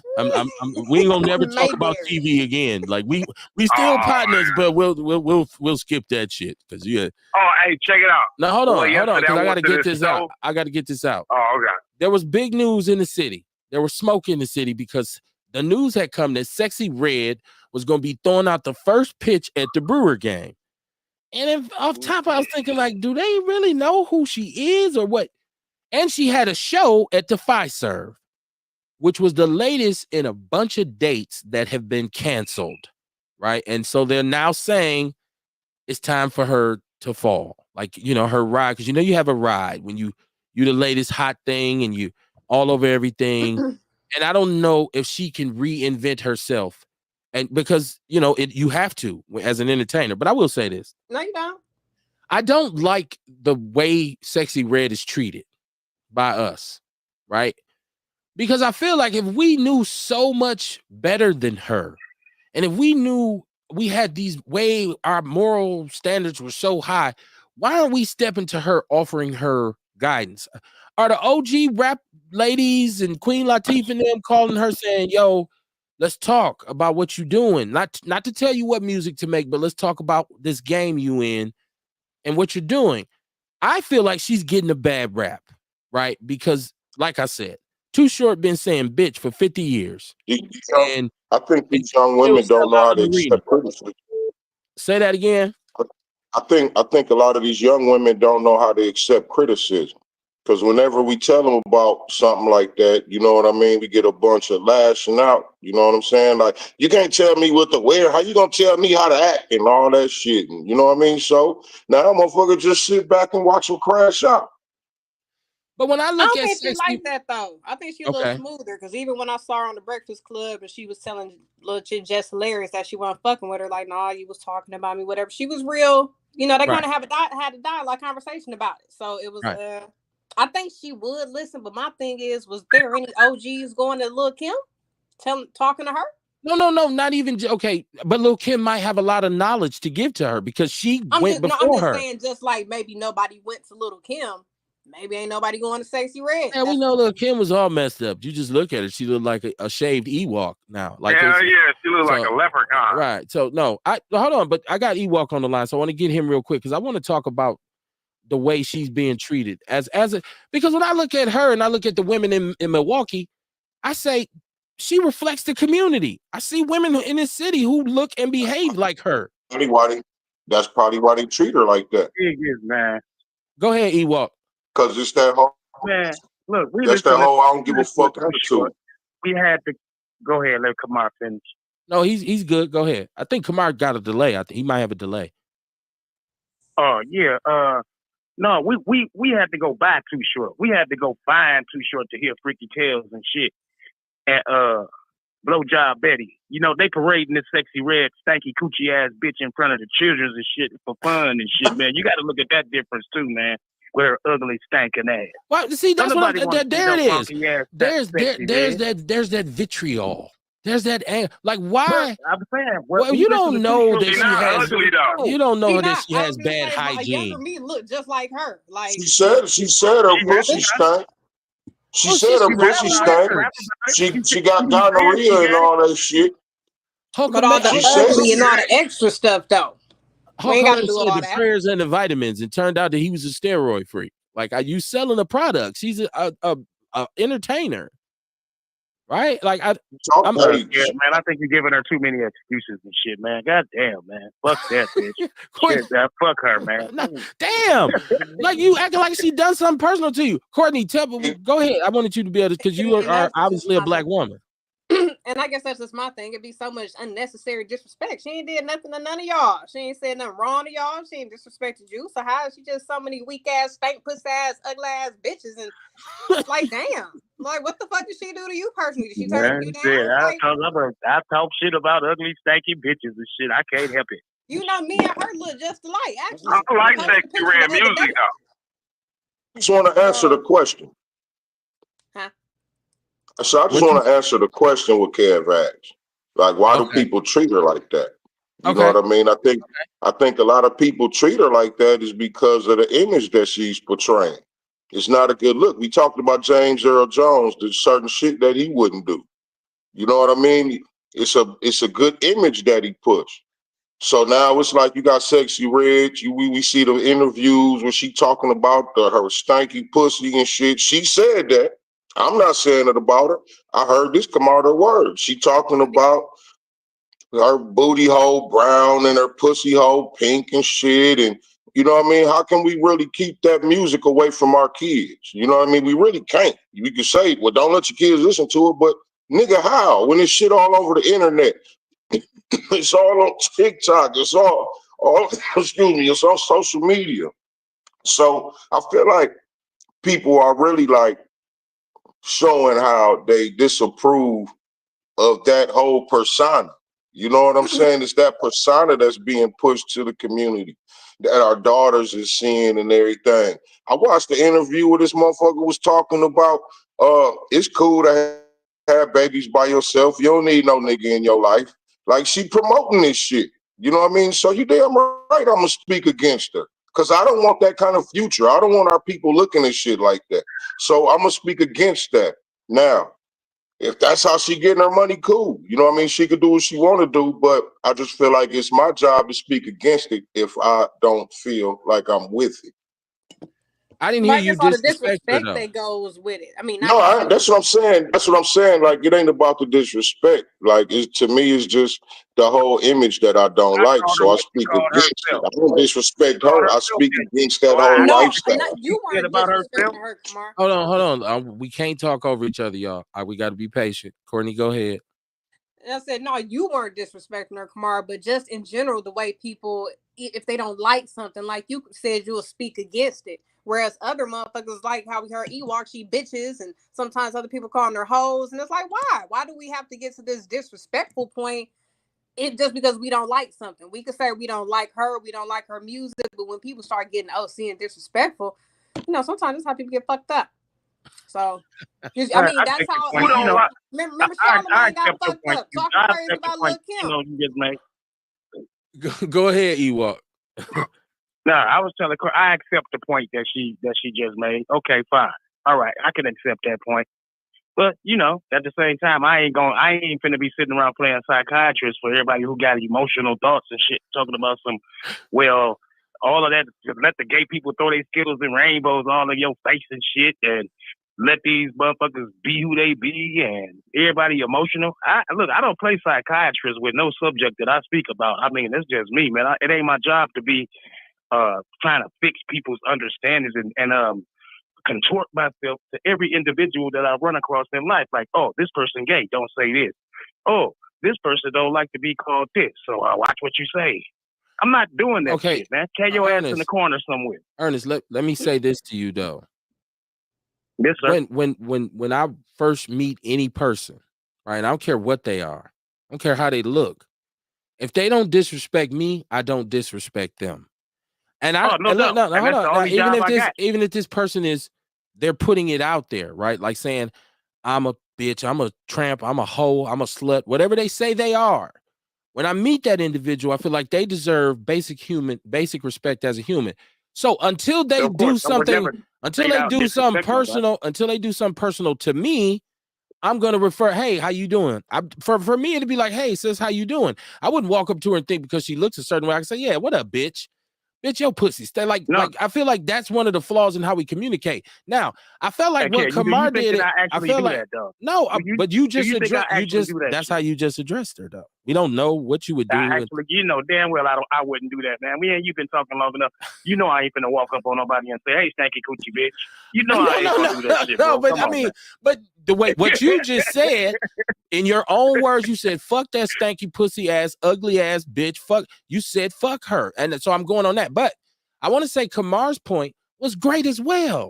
If you are against what the message she's putting out and you don't like what she stands for, there's definitely space for you to say, hey, I don't agree with that. Look, I'm not even paying attention to that. I don't support that. I'm not with that. But when you say, you a dumbass bitch, get the fuck away from me, it changes the energy. So I just feel like people refer to her, and she probably did say, oh, my coochie stank online. People say dumb shit on Twitter all the time.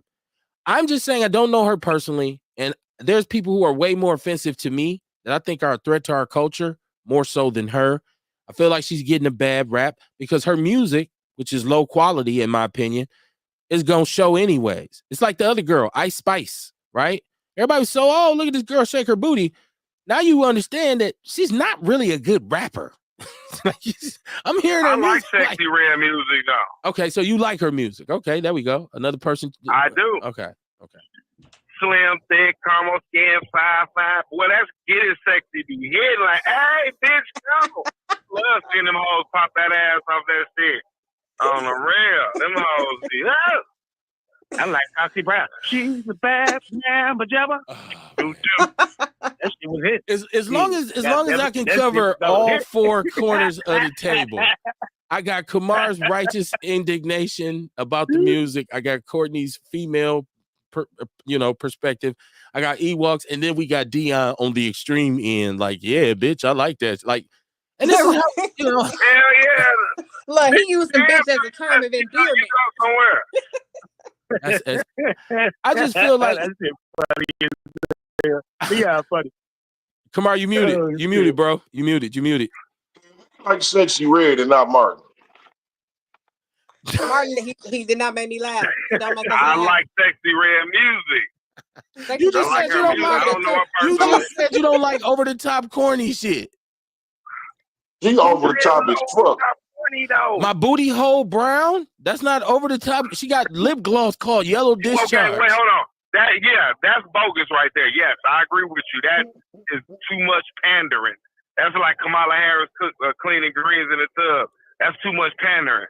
But her music, I like her music. I do. I like her music. Okay. I really do. Babe, I love you. You my everything. Tandria right. Christian. Shout out to her. She said, yep. I think she's agreeing. I hope she's agreeing that Martin was funny. Or I think probably that Sexy Red be hit. The point I was to make before I get off there is, we gotta be respectful when we say what we want to say and how we feel and shit. So I understand you and Court on that part, but at the same time, it's just hard for a person to sit around and have to individualize each and every individual's emotional boundaries that they got. You know what I'm saying? I'm not walking around with a pen and paper and play psychiatrist for each and everybody who got this certain emotional tick and shit. I'm just ain't doing it. So on that note, man, I'm out of this bitch. All right, my brother. Thank you for calling. Peace and love as usual. He walked to do that though. We just saying don't walk around calling motherfuckers bitches and hoes and shit. You know what I'm saying? Don't be all over the top disrespectful. You ain't got to care about everybody's personal emotions and sensitivities, but you see a gay person, you ain't got to watch what you say, but just don't walk to them or walk past like, yeah, that gay ass bitch right there. Just watch what you say. It ain't that hard. Just don't be disrespectful. Or some people Or don't say nothing. not be disrespectful. I think one thing we miss, and y'all tell me if this is accurate or not. I think one thing that people underestimate, but you love Andy Griffin. We put certain things out. We put a certain energy out into the universe, right? I'm not trying to be mystic, but you get it back. And so if you're always like really right, motherfucker, that's what you get back. So when you're talking to someone or you're communicating with a person, it's important for you to be respectful. It's important for you to put out positive vibes when you meet that. Hey, brother, how you doing? Now, if we get into some gangster shit later, and I found out that that's the way I need to deal with you, then I will act accordingly. But off top, it's always going to be, even if I've heard a lot about you, I'm gonna say, hey, how you doing, man? I'm not going, oh, what up, hoe ass nigga? Like, it's just how you treat people. And so to practice it and then to put it in action. So we could be sitting around that funky ass bitch. Yeah, that punk ass hoe. I mean, pretty soon that's the energy you putting off. Then you wondering like, why all these motherfucking fucked up people attracted to me? Because they're responding, because they respond to that negative shit. So I just wanted to put that out there. But Kamar, you just asked another very poignant question to Dion. Could you please repeat that question? Mm-hmm. Hey man, how you hate white people but you love Andy Griffin for all them type of shows and shit? A mystery. I did answer that. I'll tell you this, like I tell a lot of people. I dislike white people as far as the conglomerate as a whole. As a whole, I dislike them. Andy Griffin was a show. You know, I didn't sit up there and never thought I'd meet Andy Griffin or Opie or Don Knotts or none of them. But it's an entertaining show. And sometimes I do look for racial intones in the show. Like I told you, I only seen, since I've been watching Andy Griffin, and before I was a kid, I didn't know about that. But since I've been watching Andy Griffin, I only seen 2 black people on there. Then another reason I watch a lot of those old shows, to be perfectly honest with you, because I don't like watching some of these new shows because you see a lot of homosexuality in it. You know what I'm saying? You could be sitting down watching a series and next thing you know, be like, man, I know these niggas ain't about to kiss. Next thing you know, boop, man, now you got to skip it, you know. Like, look when Empire came on. The boy fucking other men and Power, he took it. I'm glad BMF didn't do that, but yeah, you know, Power, they did, you know what I'm saying? So a lot, even with some cartoons, you know, you could be sitting there watching, you be like, oh, these, you know what I'm saying? So a lot of times I watch those old shows because it wasn't no homosexuality there. Not that I'm aware of. So if now, it probably was an actor, you know, but now like that you know Grant. more, now that you know more and knowing that most of those actors in those series and those films was gay themselves. And they hated niggas. I never heard anything about Andy Griffin. Well, I know not about him, but I know about Cary Grant being gay, and you know what's the other dude? Motherfuckers hated niggas too. Not Elton John, but who don't Rock hate Hudson. niggas, man? You talking about Rock Hudson? We've been hate, Rock Hudson. Yeah, Rock Hudson. Okay. And the other motherfucker that had the piano, Liberace. Okay. You know, them like the only gay motherfuckers you really knew about growing up. No, that's not true. That's not true. There was many other openly gay men though. Let me finish. Then you hear about other people coming out gay. Like John Wayne didn't like niggas, but I liked his show. Shit, he was a hell of a cowboy. Matt Dillon probably didn't like niggas. Once I read up on John Wayne and I read that Playboy interview from, I believe, 1971, I never watched a John Wayne. I'm like Chuck D. Fuck him and John Wayne. Kamar, you was trying to put in. What was you trying to add to it? No, I was just saying, I wasn't talking about the old shows really, you know what I mean? I watch a lot of the old shows too. I watch a lot of the same shows that you watch. I was just wondering, like, how can you hate white people so much though and still be able to watch them shows? And like, we also know that them people hated niggas. Right. A lot of them. Like, and just knowing that, like, that will fuck me up. You know what I mean? Like, I ain't tripping on you because you watch them or nothing like that. I'm just wondering how could you hate them so much, but then be into them so much at the same time? What I was about to say about me hating white folks when we was talking about Sexy Red or other things, like sometimes, like say for instance, I was in not Myers, I was at Woodman's the other day. I go out my way to irritate them motherfuckers. Like, I get in the aisle and they do not like us so much that a motherfucker can't even say, excuse me. They're trying to squeeze by you. Like, say for instance, I take my dog with me places. I tell a motherfucker, I was at Syndex the other day. I said, excuse me, did you speak to me? He was like, no. I said, well, then don't speak to my motherfucking dog then, because my dog is part of me. You know, because they'll see me with the dog in the car. They be like, oh, the dog's so cute. Don't speak to my dog. If you can't speak to me, address me, don't speak to my motherfucking dog. You understand what I'm saying? So that, when I said I don't like white people, I was putting it in like with us going against Sexy Red and, you know, other things. And sometimes I just go out my way just to see if them motherfuckers, you know, just, it don't say nothing if I'm trying to get by, you be like, excuse me. But them motherfuckers, they will damn near walk into the aisle to the goddamn bleach and soap detergent to try not to say excuse me. I'll be like, damn. Turn around and be like, damn, you can't say excuse me. Get your ass home somewhere. So that's when I said I don't like white people, but I still don't like them. Okay, let me catch my chat room. Dion, let me catch my chat room. Go ahead. Vince Tony is in the chat room. What it do, Vince? What it do? How you doing? He said, what up, Outlaws? What up, Vince? Jesse's in there. Jesse from Frontline Black News, and shout out to him and Shabaka St. Core from the Revolutionary Agenda. He said, I would never cook greens in a bathtub. That's not FBA culture. Like I keep saying, that black cosplaying women is hashtag not like us. You mean wash greens in a bathtub? Because that's what we was talking about. He says, I will not be voting for Curry Mala, ain't black hairs, all the fear mongering, shaming, blaming, and explaining will not change that. And I don't care who don't like it. Thank you. You have your right to that opinion. That is fine. Okay, good. That's good. Fine, right? He said, I hated Andy Griffith. I hated Green Acres. I like Different Strokes and Married with Children. Historically, if we talk about what the message was conveyed, you can kind of side-eye Different Strokes. Here Comes a Great White Savior, but it was a good show. Rest in peace to Gary Coleman. Mm-hmm. I watched it growing up. He says, to hell with John Wayne. No doubt. This is Vince. He says, Kev, I get that negative response from my brothers in Milltown. I like watch MASH. He said he watched MASH periodically. Otherwise, I don't watch much television at all. Vince, you from a whole different time, though. I can understand how Vince watches MASH. I couldn't understand if Dion watched MASH. Hey, and Vince was in the surf. Also. So yes. I don't understand. I could dig it. Yeah. White people love some dogs. They do. They do. Shit, way more than they love us. We know that to be a fact. Definitely.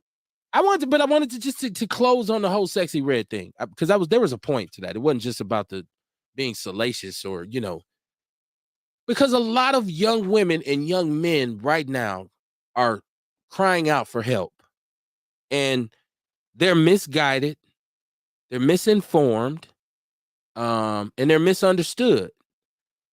And we rail all the time about the wild, the crazy nature of our young people right now.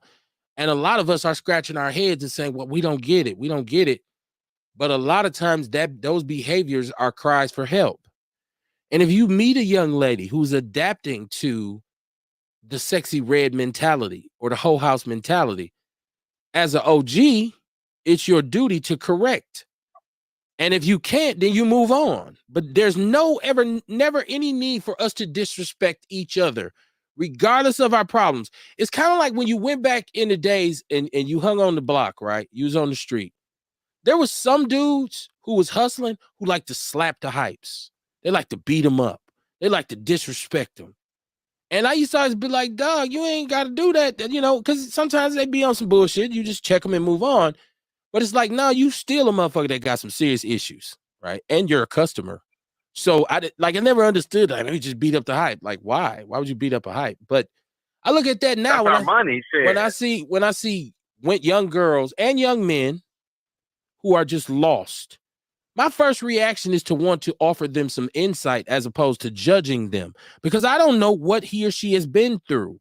And so when I see her and I hear her music, I say, to me, that sounds like a cry for help. She's obviously misguided if she believes living this kind of, my baby need a new pappy and all this kind of shit. Like, her music, yeah, the message that she's either she's playing us for a fool and she has some white conglomerate behind her getting money, or she's really, really a troubled young lady. Either way it goes, I don't feel like the opening conversation should be, oh, you's a dumb bitch. You know, maybe if somebody shows some respect, pandering to get that paper. But if she's not, I feel like if you meet her and you are positive with her, it may change her perspective. Like, no, he was actually cool. He wasn't even on no bullshit. Wasn't, you know, sometimes you might be surprised. People act because of how they've been treated. And I look at her and I see a lot of young ladies around Milwaukee who look and behave just like her, and they need help. It's cool to judge them. It's cool to talk about how bad they are, but are you offering them any insight? Now, if they don't want to hear it, they don't want to hear it. It is what it is. But we need to be open to those who say, well, this is all I know. For you to say, hey, you know, maybe you should start thinking about your own self-worth and your longevity in this game. If you've made this much money here, you know, come on, be a business person. And if they say I don't care, then it is what it is. But I just don't feel like we need to be mad at each other. We quick to put each other down so much. Like he a plant, he an agent, like he a cop, like it's like damn. But sometimes they do be. Sometimes they do. Sometimes they do be.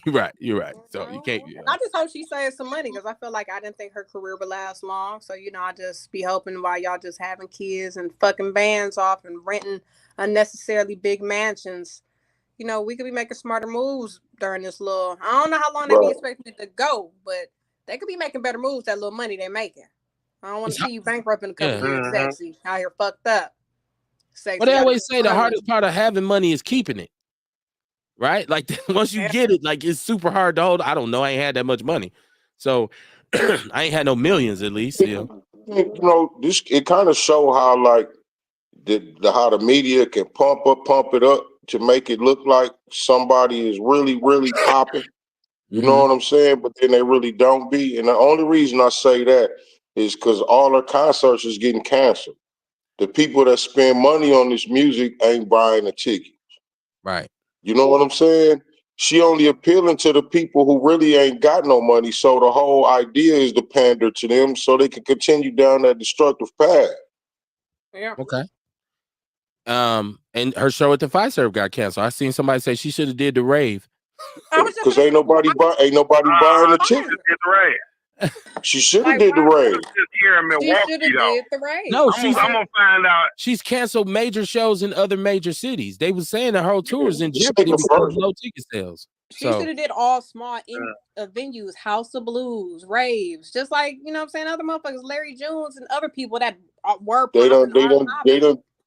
they thought she was popping harder than she was. Yeah. And we've done our part to, you know, the one thing black people have done is stood and said, hold on, we have a problem with this, a lot of this negative imagery. But I wanted to have the same kind of energy when it's with the young black males, because we talked about the damage of drill rap. And you know, we talked about some of the destructive nuances that are introduced to our young people via, you know, pop culture. So let's keep that same energy. I don't want it to just be because this is a young, like we gonna, you know, ride on a young lady and then let the dudes just be out here, you know. I'm against that shit too. Right. I'm against that shit too. I'm really against that, man, because these brothers is taking each other's lives, man, at an alarming rate. Okay. Motherfucker make a song and the next day they gone.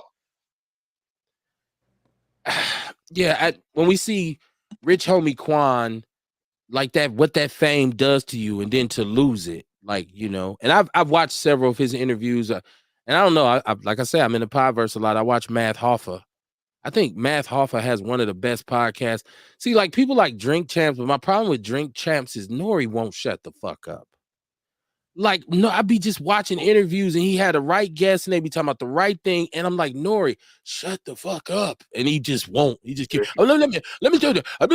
It's like, dude, shut up. So he's a bit obnoxious. He be drunk. Well, even when he's not, though, he's just not a very good interviewer. Like I like Matt Hoffa is a good interviewer, and he has a panel. They sit in kind of like a barbershop, and they're all asking questions. Ain't nobody talking over each other. It's very well done, right? So when you watch interviews on there, they're different. So that's how I found out that this young brother has said for years he had a problem with taking Molly. That was like what was the foundation to his downfall. So when you're putting these messages out here and then your time is up and then all that fame is snatched, you know, now you're just sitting here with this wearing this cap, and you don't want to be that no more. I don't think she'll want to be sexy red like she is now in 10 years. I think she'll be like, you ain't never pop an X before, Kev? No. That was never my. I used to pop X like a motherfucker. I was never into, and that's cool because I got partners who did. I just wasn't never like that. I drank excessive alcohol and smoked excessive weed, but never no experimentation with nothing else. Ain't no coke, ain't all no three X, of them were together. We had to get up the doink up. We about to power up, right down. Yeah. Oh my mama. You such like a role Voltron model. around this bitch. No. Like Voltron around this bitch. I just think we need to stop popping them though.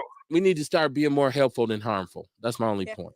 Like we really love to kick people when they down, right? Like, and that's part of the thing that's preventing us from really getting to the solidarity that we need to get to. Is that a part of our culture? It's ingrained in us for some reason because we hate ourselves in a lot of time. In a lot of instances, well, all the time. If you don't love yourself, you can't love nobody else. So I don't know if you've ever been in a relationship with a person who has those issues. I haven't, but I've seen other people who I know for a fact they have issues with themselves, and all of their relationships are dysfunctional. Like it's hard for you to love somebody else if you don't love yourself. And we have a lot of that in the community. You got a community, a neighborhood full of people who really have self-esteem and mental health issues. And so everybody in the neighborhood hate each other. It looks like our communities we got now. You know, you might get 5 over here. Us 3 in this house. We don't like them motherfuckers over there. And it's just always conflict and strife. We ain't never said, you know what? I ain't got to agree with everybody. I ain't got to kiss nobody ass, but I'm cool. Y'all go ahead with that shit. Until you cross the line. Like I said, habitual line stepper. Now you want to start fucking with me on a different level. Most of the time, it's best to just remove yourself from the situation if possible. If not, then it is what it is, right? I'm not trying to tell people how to live. Hell yeah, I agree. I agree with you on that. But I hate these 2 niggas in my job. I want to slap their bitch ass. Like on the real, I'm talking about slap the spirit out their ass. That's normal. I be cool though. You know what I'm saying? I be taking it easy. Hey, you better. You won't be driving no truck no more. Ain't worth you losing your bread. Look at them disgust me though. But you know what though? The killing part about it though. This is the killing part, kid. This is gonna fuck you up. We used to be cool, and then they got to acting like bitches. Oh. You know what I'm saying? And I'm like, damn, these niggas is hoes. But Tim was a hoe anyway, though. Like, one of my guys told me he was a bitch. You just gonna say his name. It's cool. Yeah, I'm trying to find out the other person's name. Vince says, Courtney, you're right. You adjust your business based on supply and demand. A smaller venue, she still gets paid, just not as much, and you possibly create a new fan base. He says, we first have to build solid neighborhoods before we embrace the community concept. Dion, you the man. Laughing my ass off, he says. Dion is Dion, right? Like, and so sometimes it's just all over the place like bird shit, but ultimately he makes a point. I don't know what the point he was trying to make tonight about Andy Griffith versus Martin, but that is what it is. You just stuck on Andy Griffith. Martin is not funny. Just say Martin ain't funny. Yeah. It ain't about Andy Griffith. All in the family. Martin is garbage. Fresh garbage.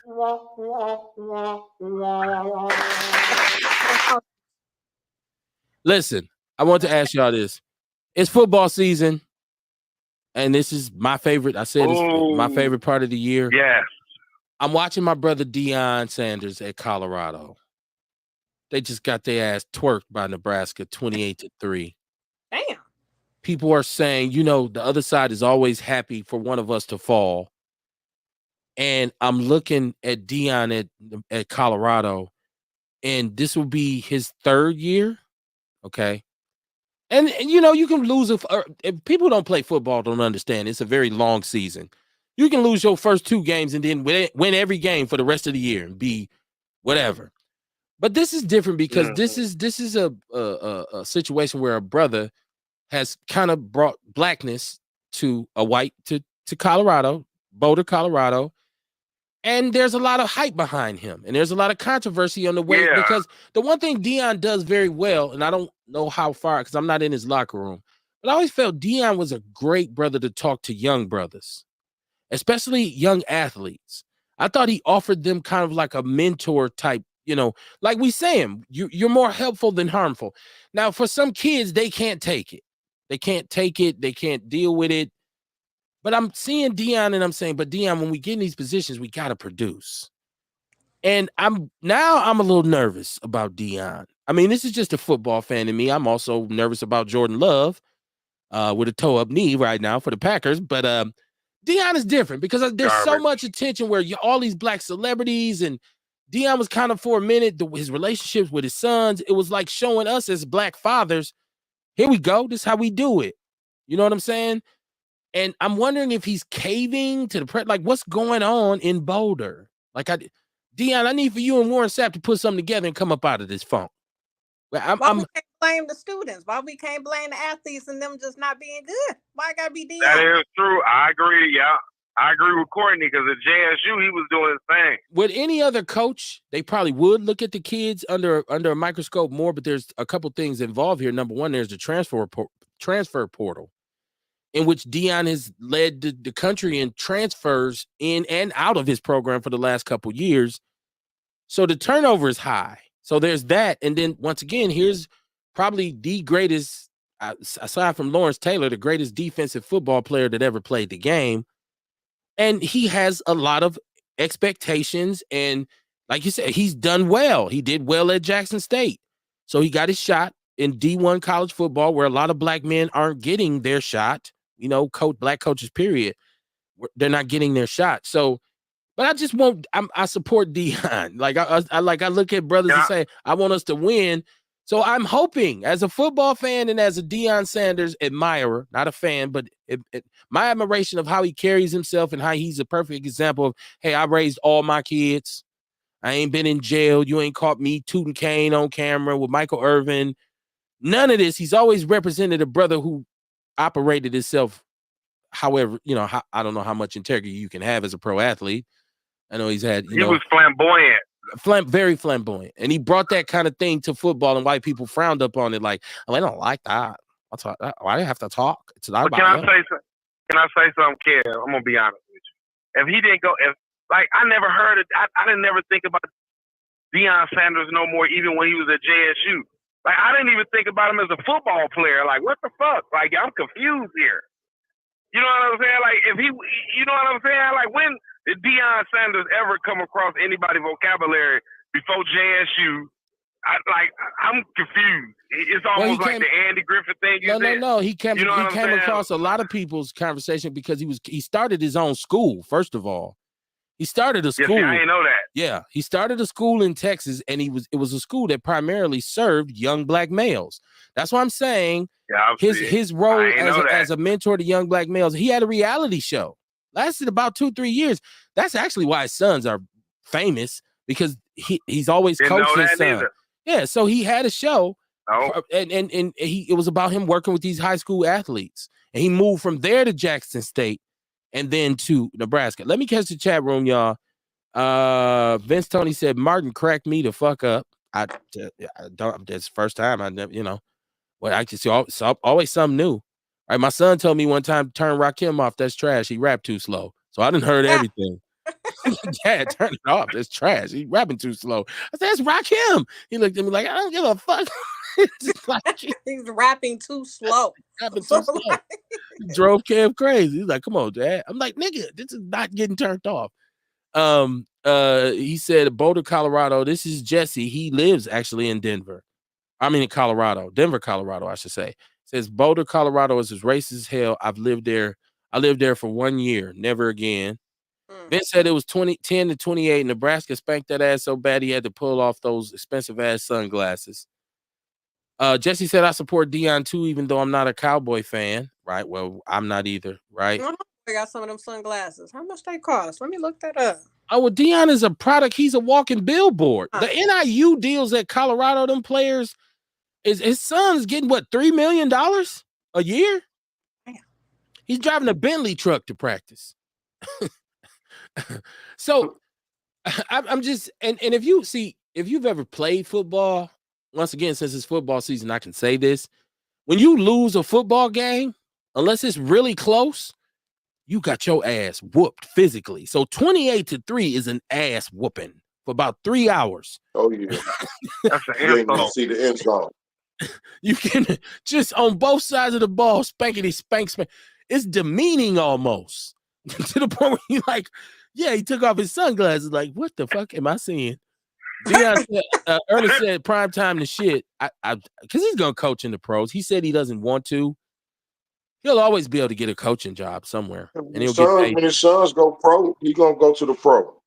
You think so? Yeah. Well, they're saying this might be his last year because they believe he's going to do that because of the quarterback. His son Shador has taken such a hellacious beating over. They can't protect him when they play good teams.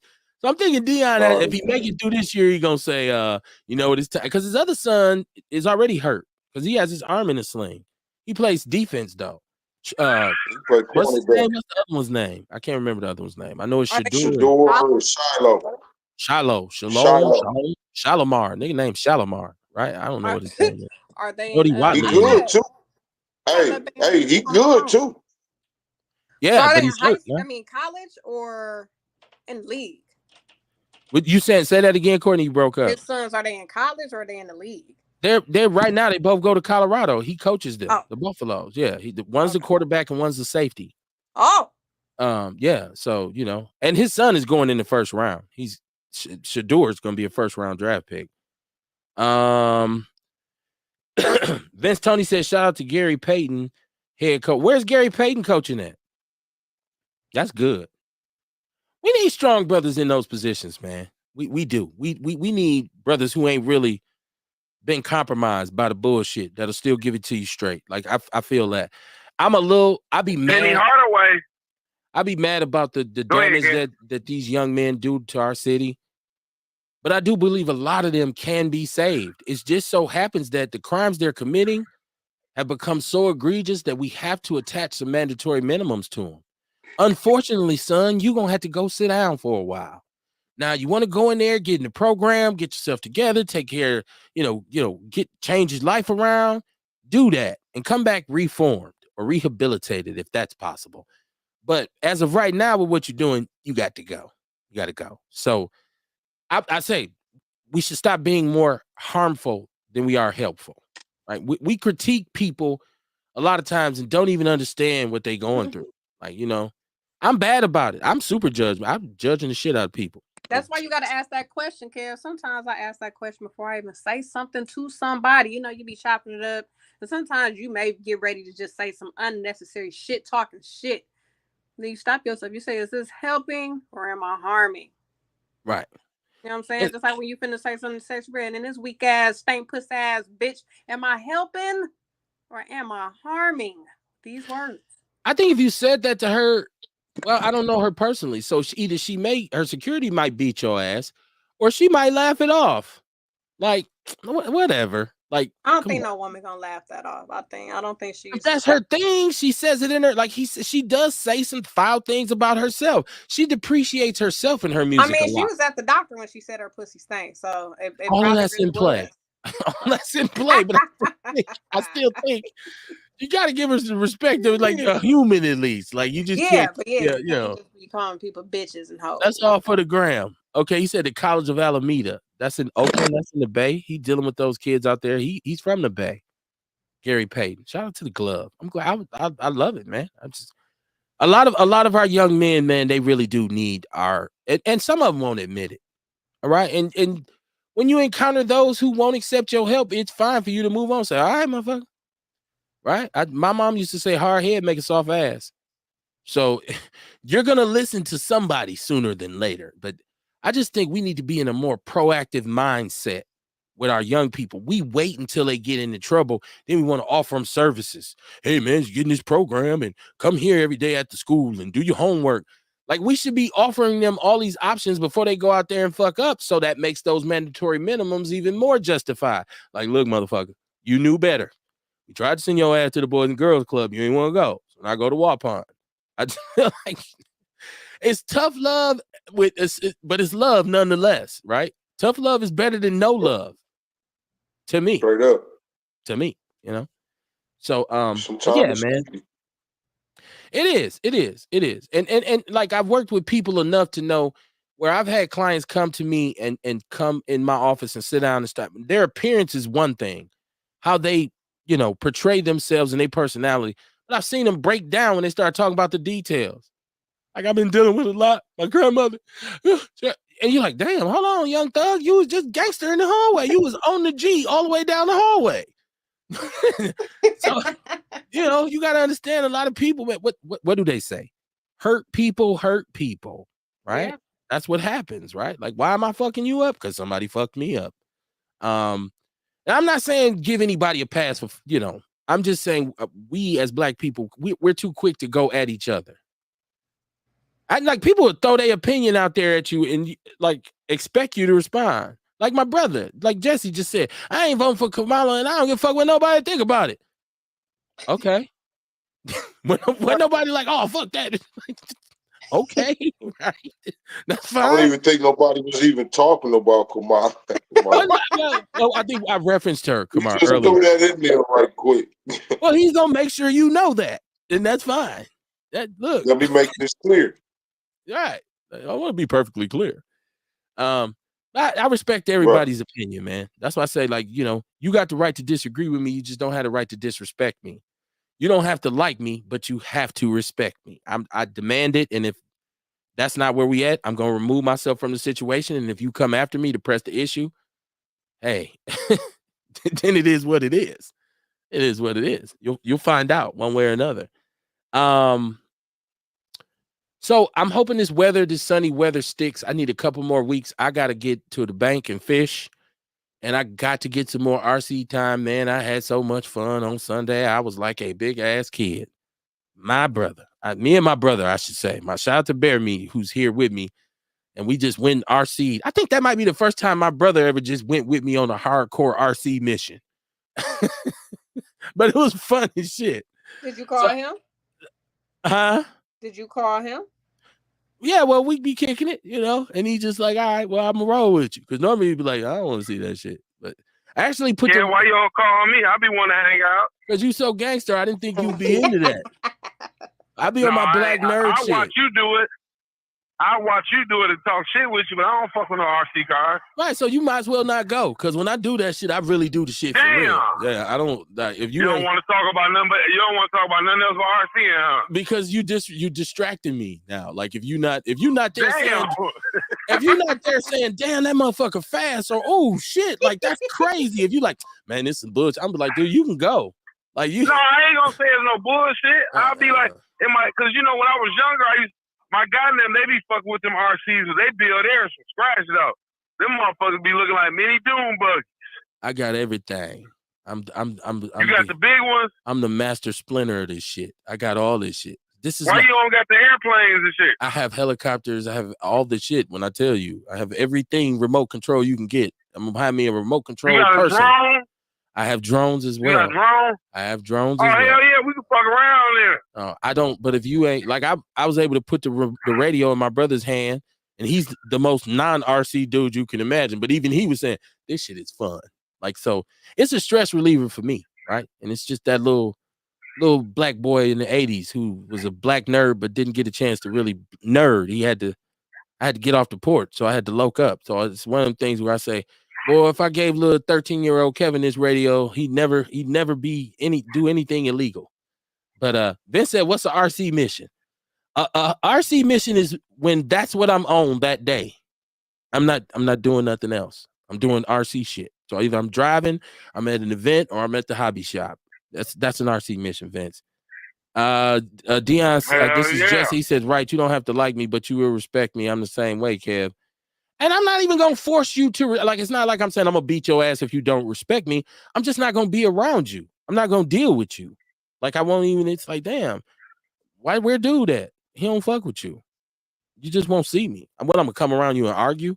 That's why when you was talking about those white people in Myers and even, or no, you said Woodman's, which store you said Woodman's, right?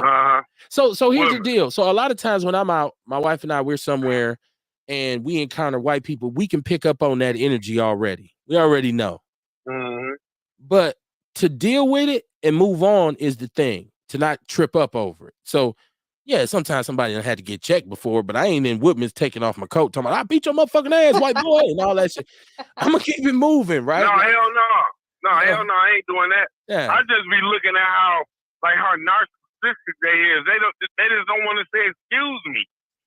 Well, you know know what I'm saying? but there's some black people in Pick and Save on Capitol in Midtown that won't say excuse me. They the same goddamn way. Some of the rudest shit I done encountered is because I go to Midtown for what I call black grocery. Like if I want some like rib tips or some hog head cheese or some real bacon with the rind on it, you know, that special bacon if you're still a bacon eater. Hell no. You know, but you go there. There's certain stores I'll go to that they got Glorious Malone. They got my spicy hog head cheese, and you know, you can get cucumber and onion salad and shit like that's some black people shit. Cucumbers and onions cut up, tomatoes. So, but no, I've been treated very rude by black people in the store before. Like damn, you ain't gonna say talking about excuse me.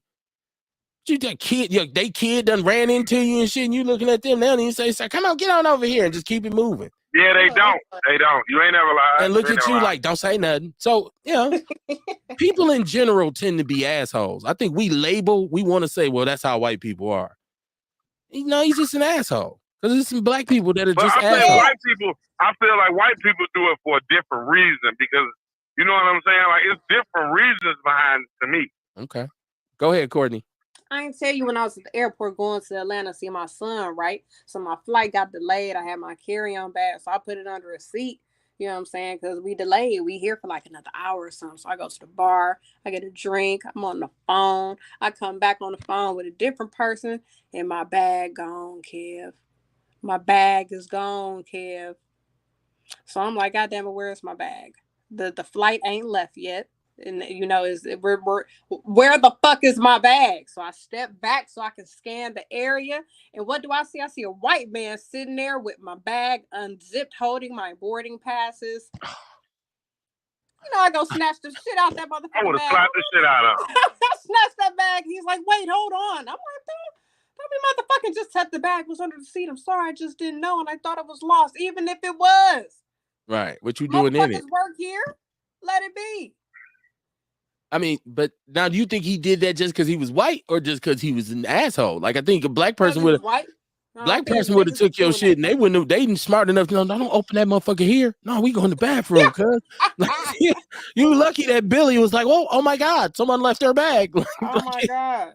He might hate you so much he supports you. He could have took it up. That's right. He could have took it up there to them people. That's right. That's right. That's right. Carry-ons. They be having their own carry-on. You can't get on the plane with another carry-on. So unless you leave and maybe grabbing it while you're getting off the plane. But had no plane came yet. Nobody at D-plane. So it's like, what the fuck are you? Don't touch nothing, nigga. I guess my point is people in general are assholes. I think that, you know, there's racist white people. But to me, a racist white person is the epitome of an asshole. He was trying to be helpful, though. Right. Well, you know, right. You see? Wait. I'm sorry. Yeah. All right. I didn't know. What you know about this? What you know about this movie called Deliverance? I'm surprised we ain't discussed that.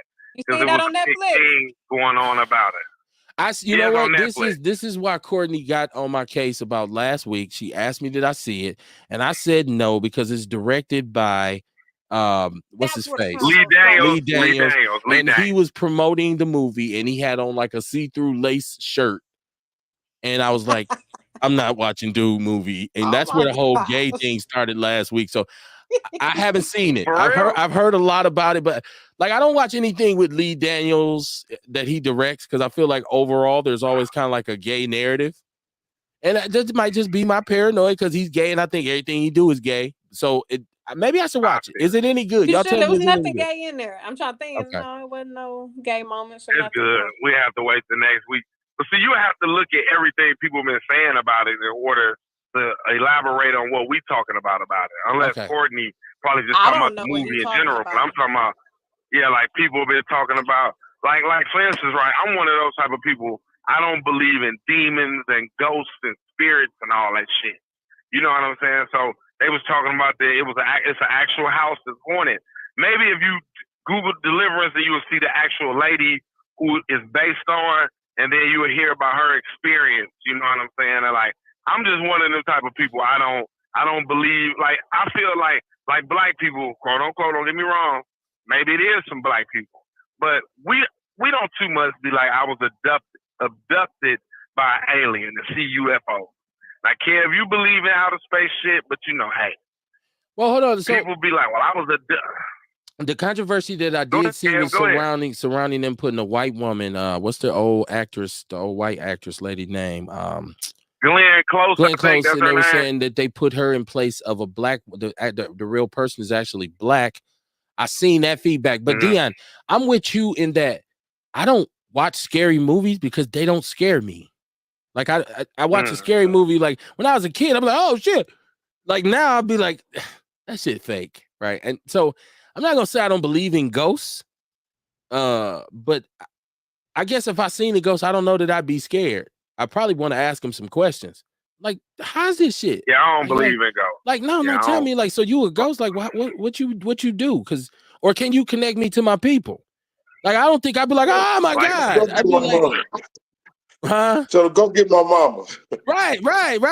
Do you know my moms and pops? Like, I'd probably be like curious and shit. He'd probably be, I'd be like, well, hold on, stop with the roaring and shit. I'm trying to see if you tell my cousin Cooley come holler at me, man. Like I'd be trying to get look, this go ahead. That privilege shit I'm talking about. They see me turning this big ass semi truck in my dock and they walking they stupid ass out here with a dog and they looking like I'm doing something wrong. You know what I'm saying? Like, get your goof ass on somewhere. But yeah, though, like I don't believe in exorcisms. Like, I never known no black people to be possessed by demons.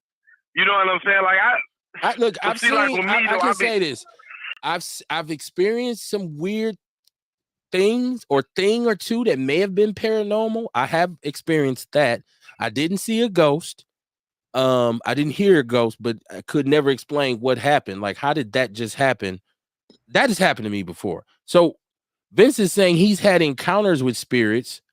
So personally, he believes. My mama sees spirits and talks to spirits, and I mean, like, she done met spirits of niggas that she dating ex-wives and shit. Like, yeah, we kind of weird. So, yeah, that's some shit. I know, right? You know, Vince said I had to approach. Whoa, like his ex-wife is spirit. Damn. I mean, she don't be knowing. It'd be like she'll have a dream and the lady be talking to her about the man, and then she'll wake up and tell dude about it. Then he get all teary-eyed. I'm like, that was my ex-wife, and she be like, damn. Yeah, we break up. I'd be like, baby, this ain't gonna work. Unless, but then again, maybe I'd be like, well, look, ask her, do she know my mama? Like, I'd be trying to link up with my people, right? Like, okay, so was y'all cool? You think you can call her back? I'd be on that kind of shit. Vince said I had to approach a Caucasoid at the golf course, told him that he's lucky I'm a nice guy. Otherwise, the shit he did was disrespectful. And I warned him if he does it to the wrong person, there will be repercussions. Hey, some people get busy. That's why you got to be careful. Because you walk around talking your shit and you walk around, I'm this, I'm that, and all this. Well, my mom used to say, you ain't no big hog to slop. And we didn't know what that meant. That means eventually somebody was going to teach you a lesson. So you want to walk around, disrespect people and talk shit. There's some people out here who will touch your ass. They don't care about going to jail. They just you be somewhere picking up your hat talking about, damn. Why y'all ain't get that motherfucker off me, man? Why y'all let that motherfucker do that shit to me? What bull ain't on here no more? Yeah, he's still here. I don't know if he's froze, but he's still with us. Quiet. He must have been froze because he tapped out. But no, I've seen that too. I've seen people who just come. That motherfucker be picking up their hat. Hey, look, I personally experienced that. I was, because I was good with my hands. I was one I was my own best promoter. Very, very, very versed in physical combat. Eventually, I ran up on about 7-8 bouncers at the Empire Room, and I retired after that fight. That's different, though. That's more than one person. But it was an ass whooping, though. No, because I had a fight with 3 dudes, and I won, and I thought I was a karate man. So I was walking around, and with them, it was, it was like, no, you're just a regular human. You're not an X-Man. So I learned that lesson. Your day is coming, right? Like that's why you got to move strategically. You can't always be jumping out. I keeps it real. Remember the Dave Chappelle skit? That was the purpose of that shit. Like, you kick, okay, with your real ass. Oh my God. Fuck around, get the sonic rings knocked out of your ass. Keys, change, phone, everything on the concrete. I got to the point too. Now there's two sides of that coin though, because you can hit somebody and they fall and hit their head and they gone to see Jesus. That's right. My thing is, I just leave people alone. There you go. I don't want nobody fucking with me. Don't you come fuck with me. I ain't fucking with you. We just leave each other alone. You know what I'm saying? Because we don't know how this situation might be. Because I ain't gonna lie. Sometimes I be feeling like you said, I be want to give me a knife. Because people don't be expecting a motherfucker to have a knife on them. You know what I'm saying? I jug your ass up. Yeah, I keeps me a sharp blade. I keeps me, especially now, since I hurt my back, right? People might see me walk on my little cane like I'm finna run up on dude. But you gonna fuck around and be like, hold on, man. Wait. What? I think this motherfucker stabbed me. And you look like you got that old man grip too, though, kid. Oh no, yeah. Look, if I can get my hands on you, we still these still good. It's my legs that ain't what they was, but if I get my hands on you and I know my legs ain't what I'm locking up. I ain't letting you go. You going to? Yeah, you ain't really no little guy. I'm not. I'm happy I'm not. Yeah. I pay for my education snatching the shit out of big ass dudes. So I still remember how to do it. So, no, and I'm not the baddest man on the planet. That's why I know don't be moving like that because I might pull out my little knife. He might pull out a bigger one. Right? Like, motherfucker, you done stabbed me in my leg. I'm finna cut your ass. I can fuck with a goddamn Puerto Rican. That was racist. My bad. Because not all Latinos have switchblades. I'm sorry. I apologize for that. But no. My switchblade.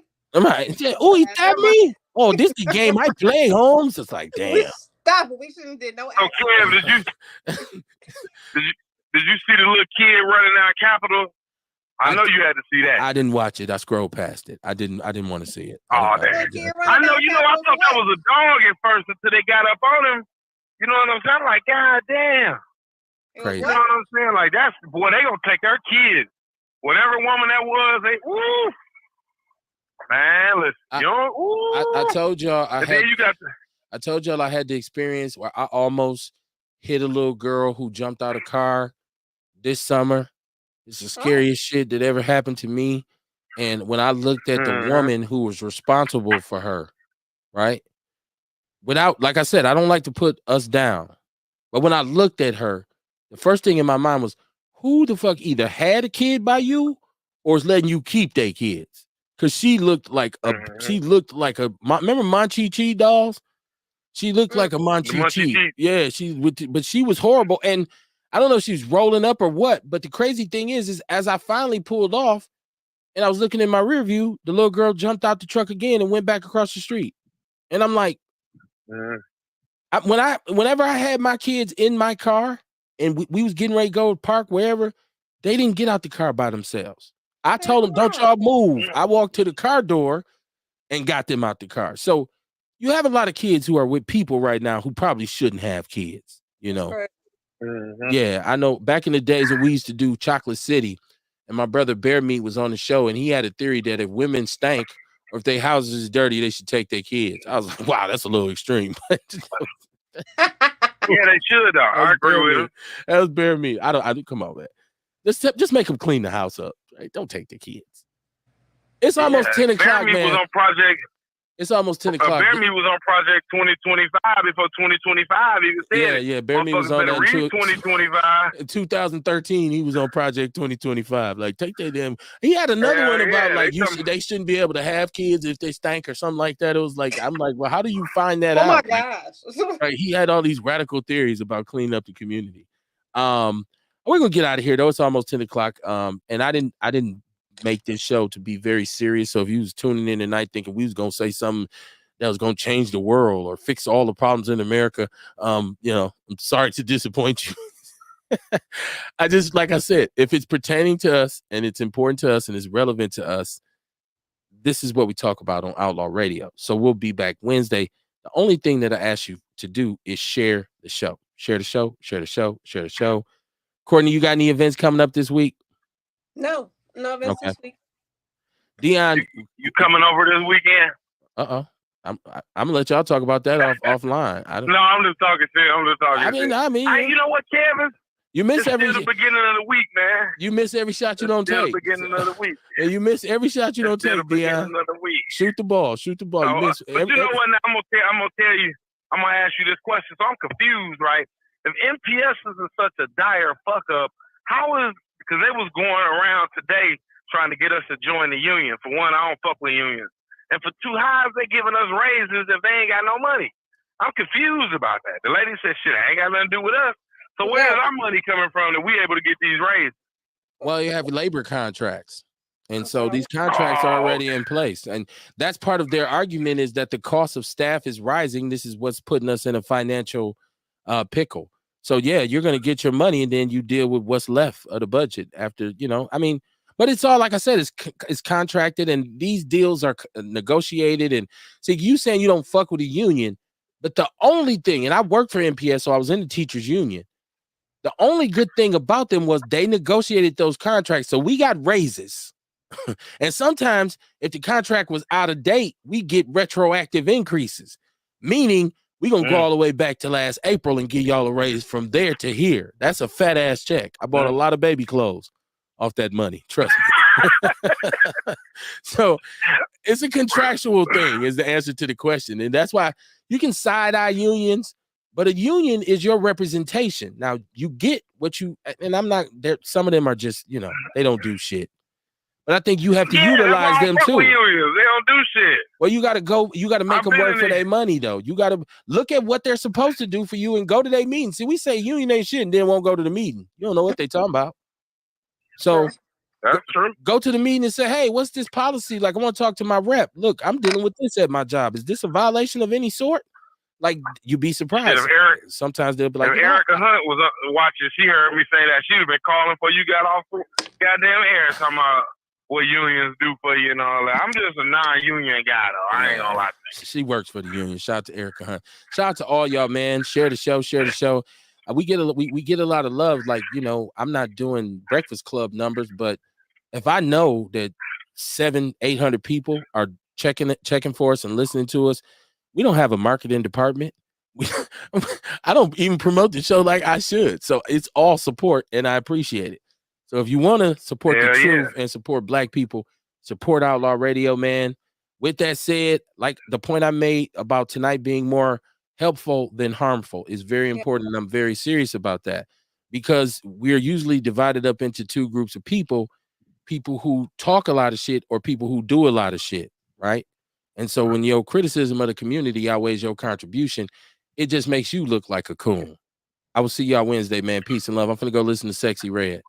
Hey. All right. Get it sexy.